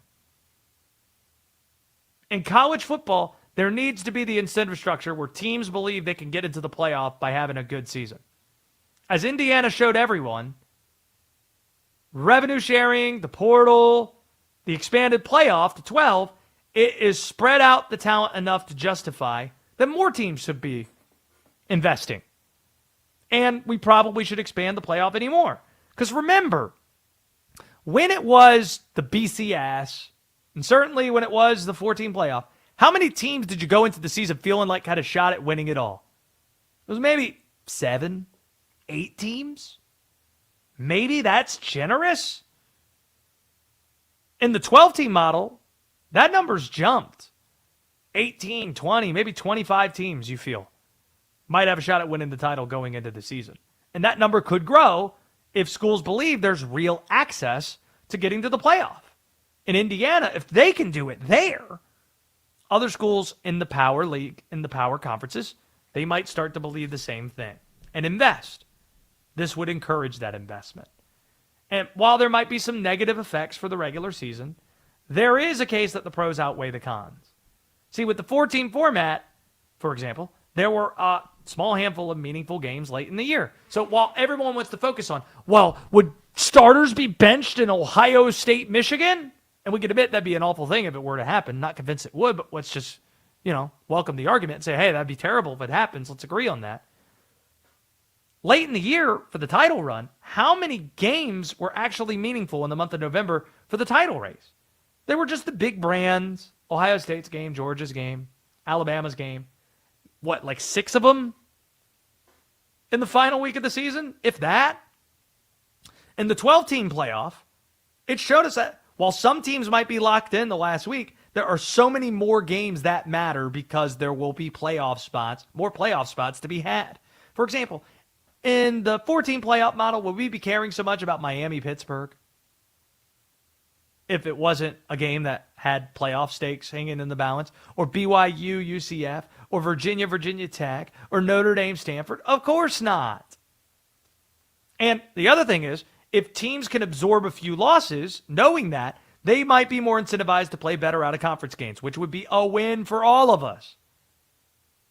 Oh, if you're not convinced that might not happen, or that would happen, conferences now are creating revenue incentives, like payout incentives, to schools that are based on television ratings. And if that's part of your payout, the ratings you draw, yeah, you'd be more inclined to schedule better games in order to get more eyeballs, which means to get more money. So, again, it's not doomsday if you go to 24. Some will say that it is. That is the case for modernizing the sport. But where do you stand on it? 310-840-4910 if you want in. Let's take one more submission on our question of the night, though. Whether or not we have the teams, the Knicks, the Maple Leafs, the Bills. I think it's the Bills. D-Day think it's the Knicks. That it would be the biggest deal if they won a title. Steven in California has another team that he would suggest. Steven, who's the team you would nominate? You're the last nomination of the night. Good trip. I'll be a homer. I'm out here in California. I'm still waiting for my Titans to win. Oh, you're a Titans fan in California? Yes, sir. Yes, sir. And then I'll just say this: 99 heartbreak. 2008, 2009 season. I don't need to explain. I can go into detail. And we got robbed. Oh, you're talking about Kevin Dyson being stopped at the 1 yard line. Was it Kevin Dyson? Yeah, there's that one. And then the 2008, 2009 season. That was Chris Johnson's rookies. Of course. Rookie. Yeah, and then if you clearly watch the tape against the Ravens, they purposely, he already had 75 yards. He was obliterating that Ravens defense. And then next thing you know, he's in a pileup, and you see someone grab his ankle and twist it. Go watch it. By the way, a trivia question for you. Yeah. My alma mater is the same alma mater as Chris Johnson. What school is that? East Carolina.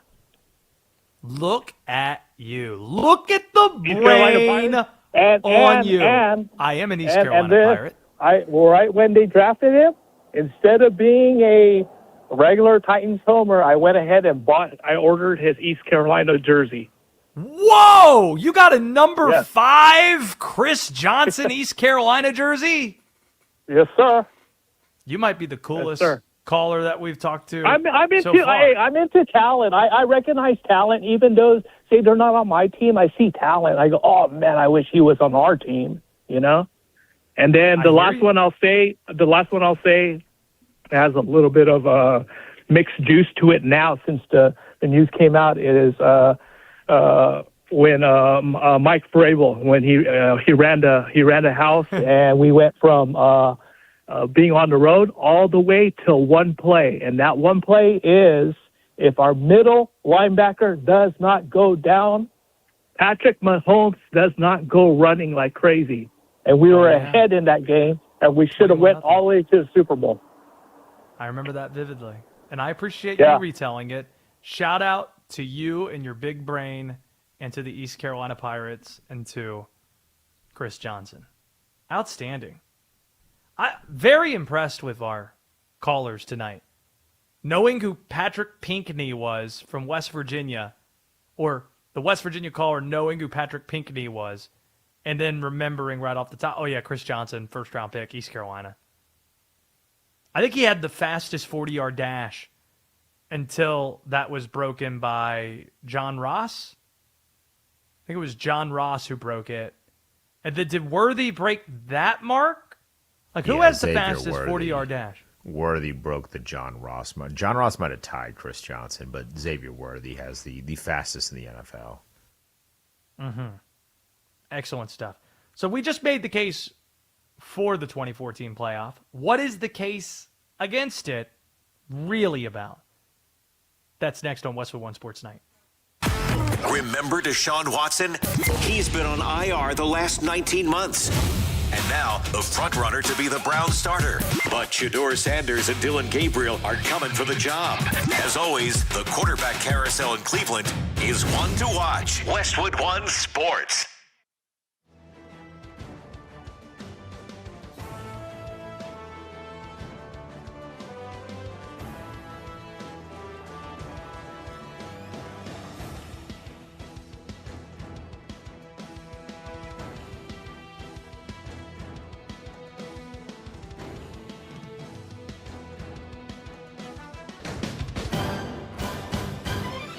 At the tone, the broadcast will begin in 4 minutes, 30 seconds.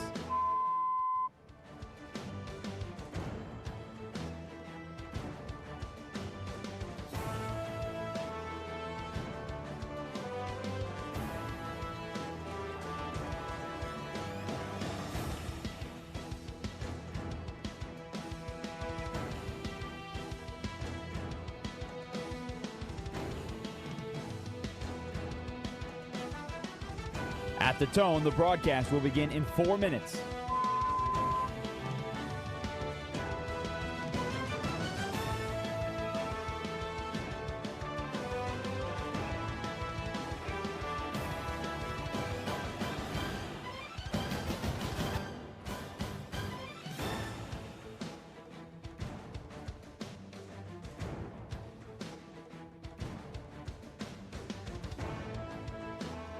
At the tone, the broadcast will be in 3 minutes and 30 seconds.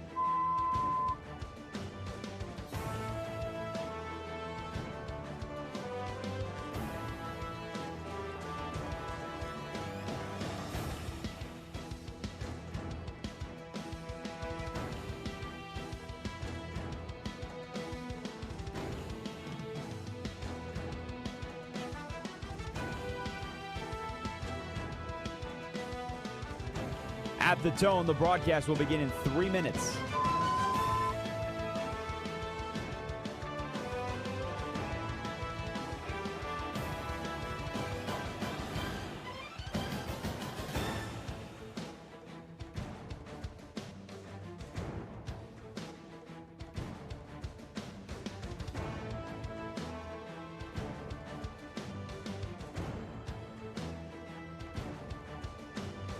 At the tone, the broadcast will begin in 2 minutes, 30 seconds.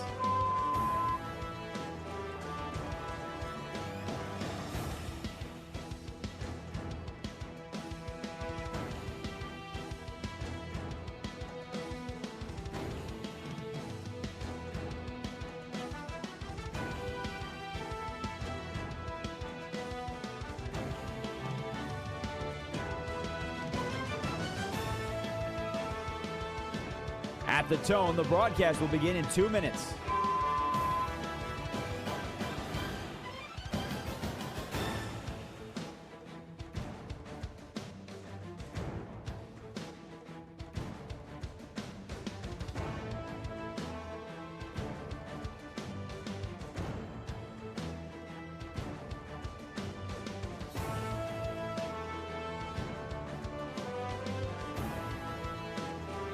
At the tone, the broadcast will begin in 1 minute, 30 seconds.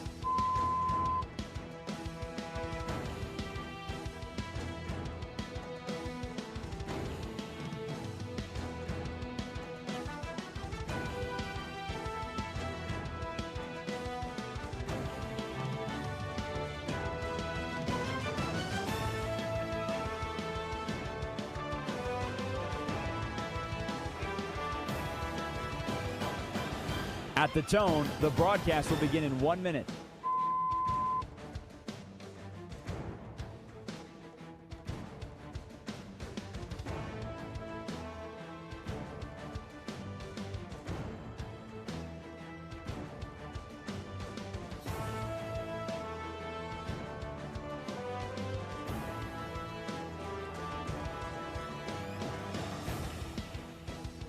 Stations, this is your final time check. At the tone, the broadcast will begin in 30 seconds.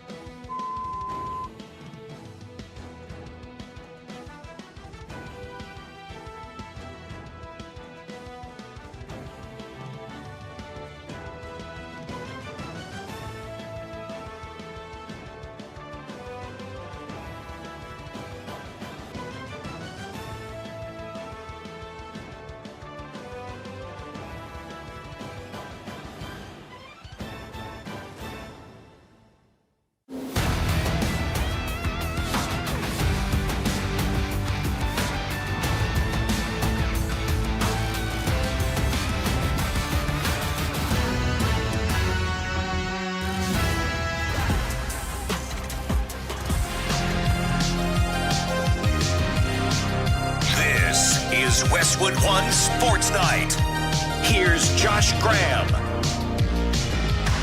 D-Day, we talked about the case for 24 teams for the college football playoff. How about the greatest fear? This is ultimately why I lean not expanding. Ultimately why, if I could have it my way, I would go back to fewer teams. Not having 12, you know what, I'll recant that. 12's fine. And you know why 12's fine? Notre Dame. ACC Commissioner Jim Phillips made the case. Notre Dame is evidence that we need more teams. I would argue Notre Dame's evidence that we have the perfect amount of teams. Because was Notre Dame denied opportunity? No. They weren't in a conference, so they didn't have access that way.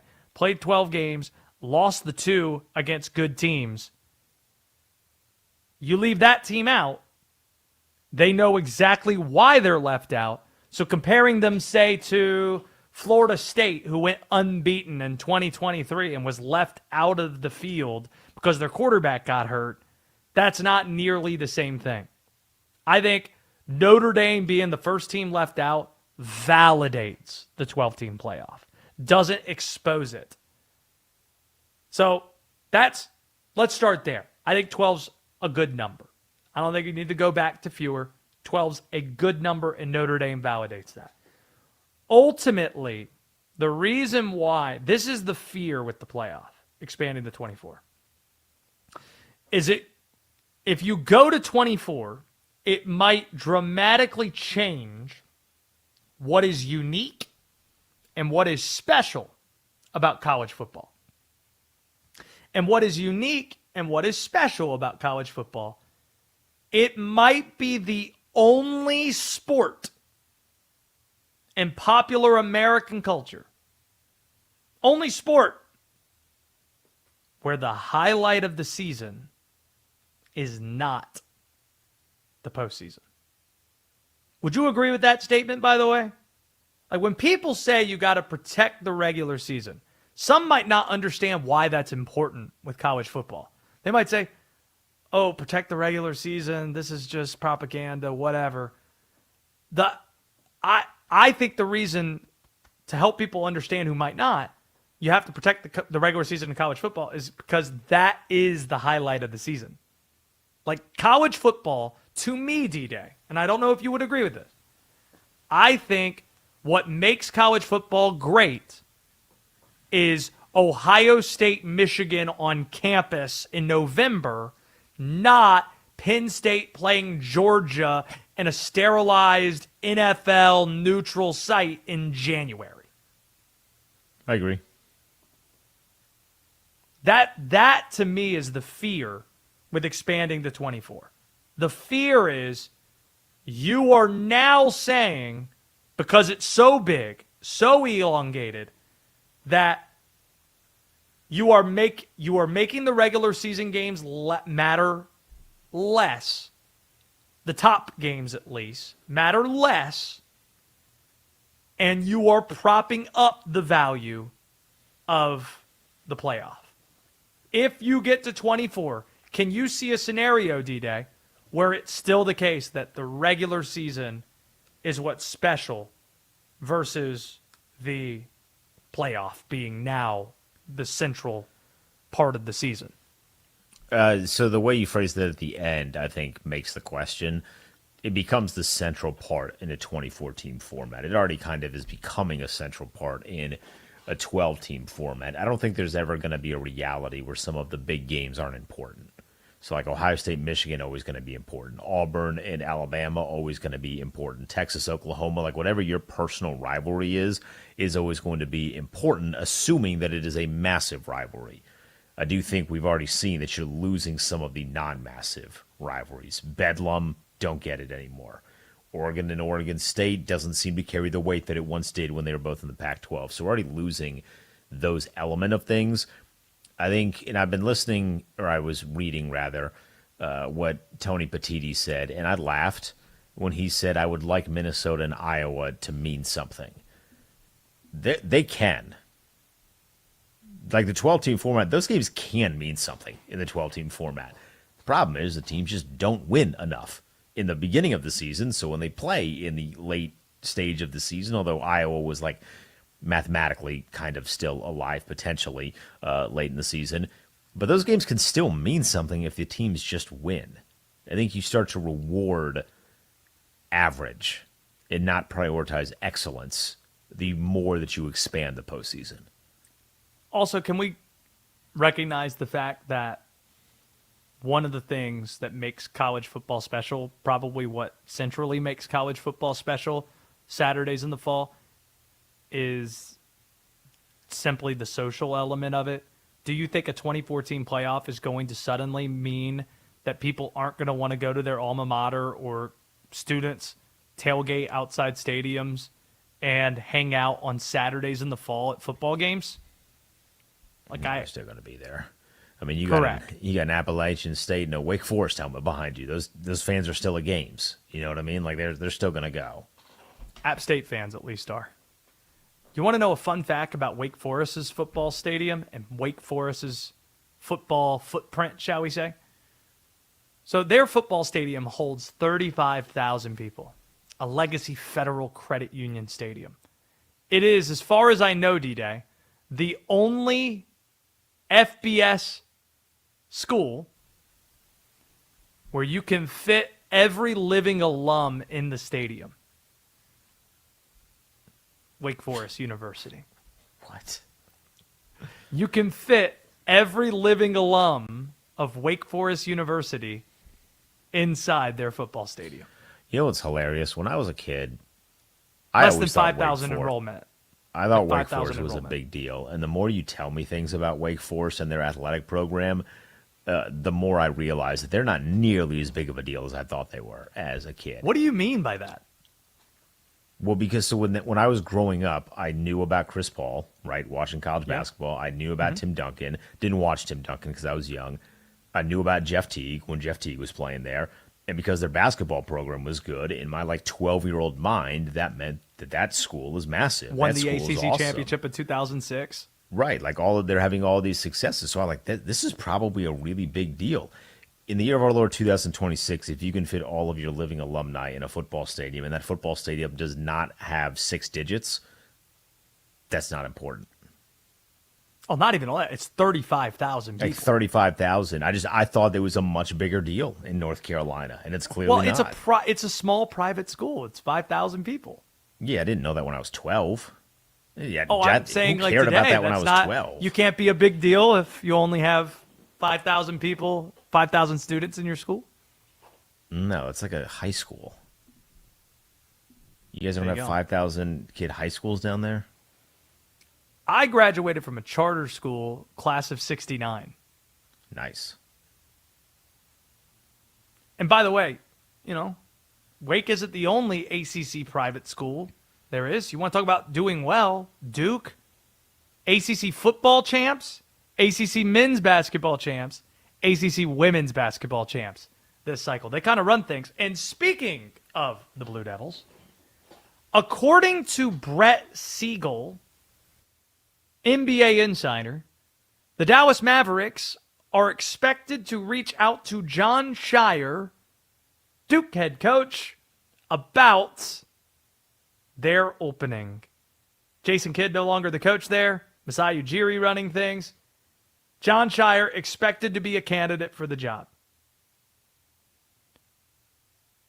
He absolutely, positively should be candidates for the NBA this cycle. Jon Scheyer should. Some will push back and say, Josh. He hasn't even won a title in college basketball. What would make him deserving? There are obvious reasons with Dallas that we can talk about in a bit. But the merits of him as a coach, he has almost immediately become one of the best coaches in the country. Right away. Like, look, think about how impossible of a task it seemed like at the time to try to replace Mike Krzyzewski. One of the most iconic coaches, if not the most iconic coach ever. You want to be the guy that follows the person following the guy. You don't want to be the guy that follows the guy. No. He did. And in the 4 seasons that he's followed Mike Krzyzewski, he has more wins than any coach has ever had in his first 4 D1 seasons coaching. He has 2 Elite 8 appearances, a Final Four trip, 3 ACC championships.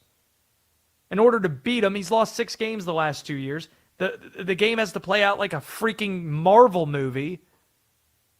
Case in point, the Final Four against Houston last year, or the UConn game, as crazy as that was in D.C. in the Elite 8. And that doesn't even factor in the recruiting rankings. He's had the number 1 recruiting class or the number 2 recruiting class every year since taking the job. And that brings us to what might be most appealing to NBA execs. He isn't a reactionary coach. He is a forward-thinking coach. It's as forward-thinking as it gets. After taking over for Coach K, you might think, given that he played for Coach K at Duke, he might try to be Coach K. But no, personality-wise, tactically speaking, very different coach. Very different personality, too. One of the first hires that he made was hiring GM Rachel Baker.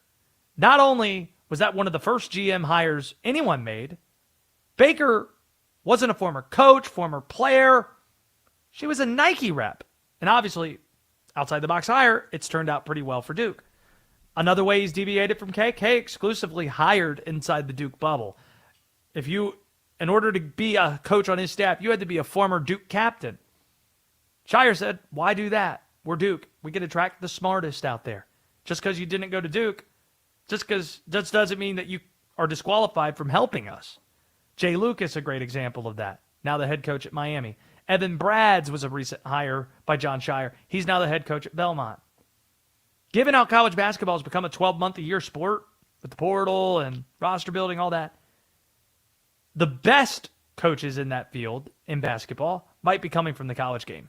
And that explains why Golden State apparently had interest in Todd Golden at Florida if Steve Kerr wasn't going to return. Obviously, Steve is.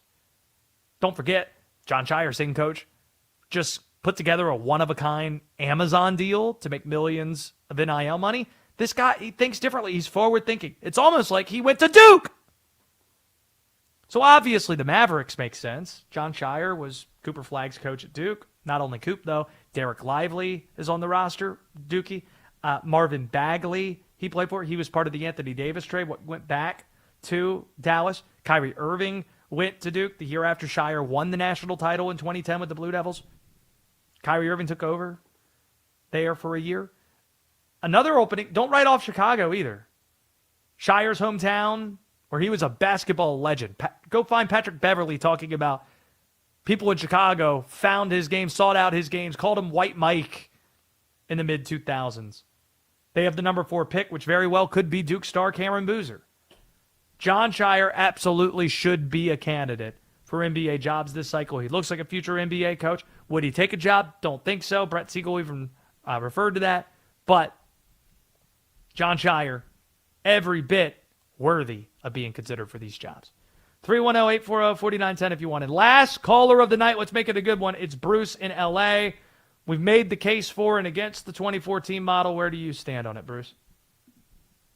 Hey, Josh, how you doing? I just want to, just before I get to the college playoff, I just got a very fun fact about the Baltimore Orioles. The New York Yankees, in their initial season in 1901, the first American League season, their name was the Baltimore Orioles. I have a feeling you might know that, but a lot of people don't.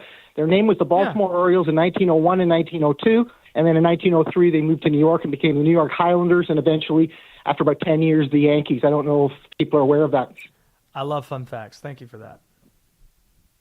Yeah, it's just a fun one for me because they've been bitter rivals for so many years. But the Yankees' original name was the Baltimore Orioles. You can look it up. That's crazy. Where are you on the playoff? Yeah. Okay, playoff. I enjoyed listening to what you said earlier about the playoff in that the last 2 years of the college football playoff, the expanded one, were some of the most entertaining, enjoyable college football I've ever seen, particularly Indiana's run, their annihilation of Alabama and Ohio State in the championship game and in the Big Ten championship game. And Oregon, and then it was a close game against Miami, but they prevailed against Miami. It's some of the most exciting stuff I've ever seen. And so I initially was against going to 24 teams because I think it's just been so great the last couple of years. But when I hear you talk, I hadn't heard it before. When I hear you talk about that it's to get rid of one of the parts of the deal may be to get rid of all the bowl games, I'd be all in for it. To get rid of the bowl games and the championship games, because the conference championship games, as you said, are they're just useless now, and the bowl games have been meaningless, useless, pathetic exhibition games for many, many years. I think even before the college football playoff, for most people, sure, 4 or 5 of them were important on New Year's Day, but the overwhelming majority of them meant nothing, and they were just exhibition games for diehards or whatever. And if we could get, it's embarrassing. It'd be like during the NFL playoffs last year, Cleveland was playing the Los Angeles Raiders. So you're in favor of 24? It sounds like now. Well, if it comes along with completely getting rid of the bowl games and the championship, I don't know if you're going to get rid of the bowl games completely, but you're going to get rid of the conference championship games. That seems like a non-negotiable.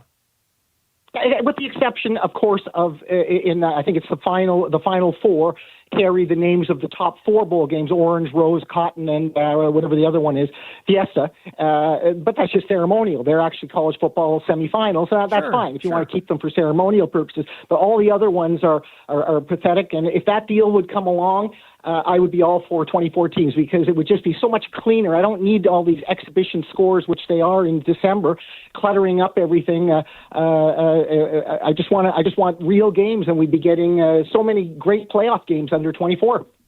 I hear you, Bruce. 2014 playoff. Appreciate you. Yeah, it's good to hear from you as always. There goes Bruce in L.A. D-Day, what do you have to put this show to bed? I'm going to tell you a story of a guy standing on business. Spurs Thunder is living up to the hype. Series split 1-1 headed to San Antonio. Will Wemby or SGA take the edge in Game 3? We'll find out tomorrow night. Westwood One Sports.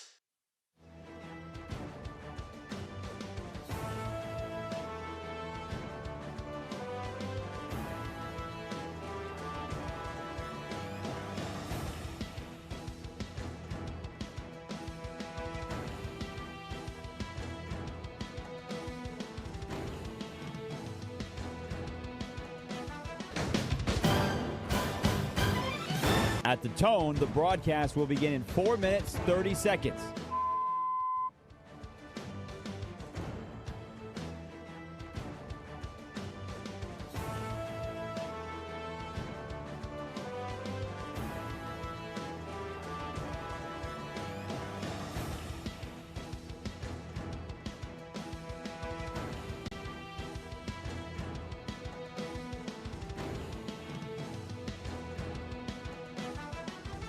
At the tone, the broadcast will begin in 4 minutes.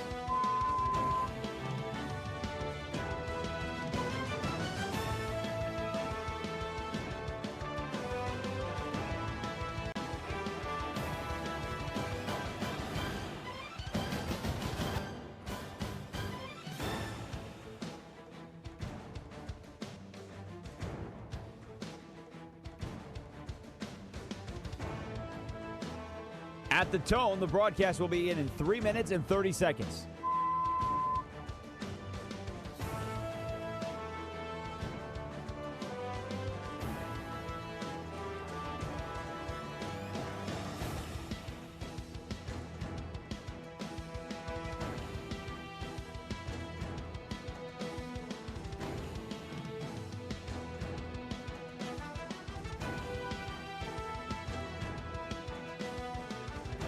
At the tone, the broadcast will begin in 3 minutes.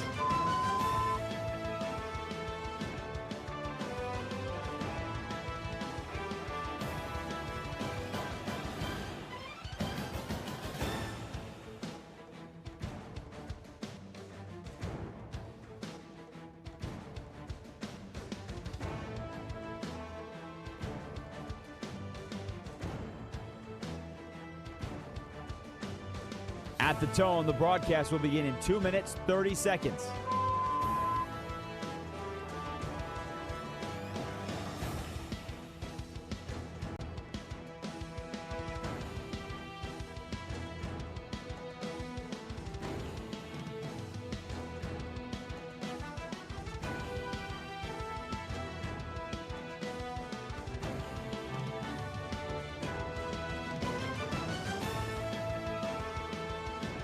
At the tone, the broadcast will begin in 2 minutes.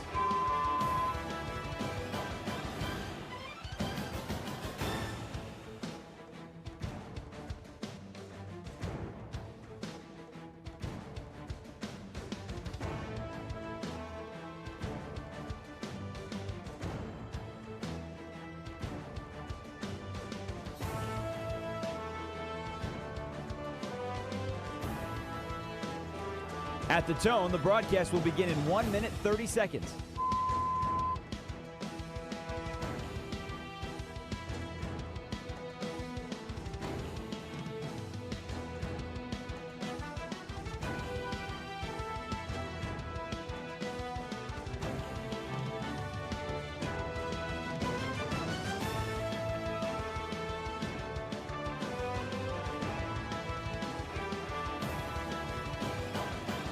At the tone, the broadcast will begin in 1 minute.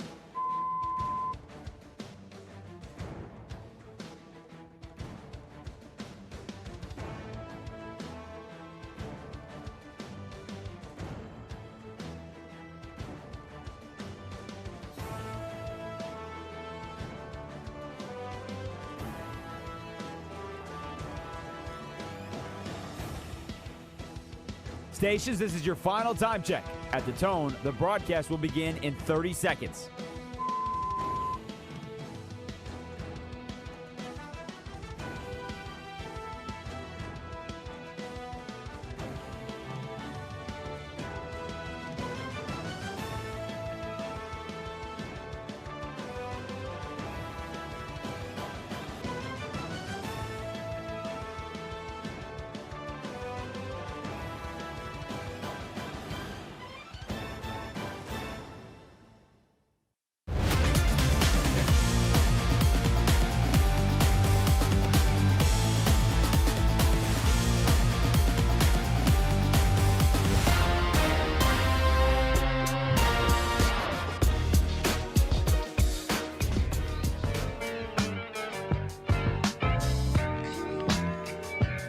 This is Westwood One Sports Night.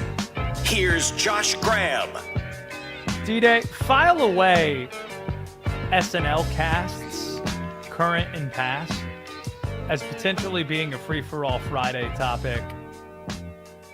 I didn't realize you knew ball when it came to SNL. You do, though. So that might be something we could get to free-for-all Friday on tomorrow night's program. Who knows who might be joining us? You'll have to find out when you drop by on a Friday program. Make sure you're subscribed to the podcast, the YouTube channel, Westwood One Sports Night, on Apple Podcasts, Spotify, and on YouTube. Drake Toll on the way. Let's close things out by putting this show to bed. We spent a lot of time talking about Canada on today's show, so it's only right that we finish talking about Canada. It's not about the country itself. It's just an event that took place in the country. A man won, Josh, a 19-year legal battle over whether or not he ran a red light.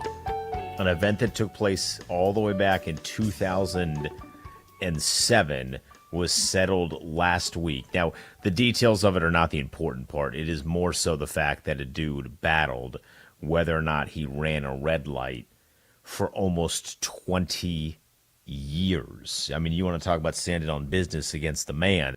That is, in fact, standing on business against the man. I can't imagine what a 2007 red light ticket even costs in Canada. I mean, you got to be looking like, I don't have an inflation calculator. I don't even know what their economy was like. It couldn't have been more than like $20, right? Yeah, probably. I think that's a pretty good calculator on your part. Thank you. I'm trying to look it up. I don't know how I could look that up, but yeah, I'm sure you can pretty easily. Speaking of the SNL front, I hate the way sometimes the Utes disrespect older people on the internet when it comes to like a legend like Paul McCartney. Paul McCartney performed last week on SNL, and I thought it was the coolest thing to see him on stage. He's like 85, 86, and he's still... We have a Beatle in 2026 that's playing music on television. It's great. And yet all the comments are, oh, his voice isn't as great. Shut up. Awful. Apparently, because the Beatles made their name known in America going on in the Ed Sullivan Show in the 60s, Stephen Colbert on his last show decided to have Paul McCartney perform the last show on The Late Show. And then as a gesture, a kind gesture to Paul, they had Paul McCartney turn out the lights for the final time on the Ed Sullivan Theater. Now, that gives me goosebumps just thinking about it as a lover of history.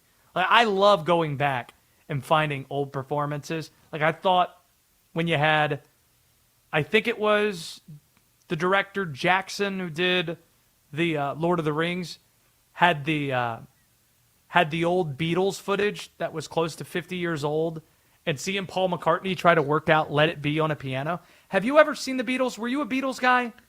Or have you ever seen Paul McCartney? I didn't see the Beatles live, if that's what you're asking. Sorry, Paul McCartney.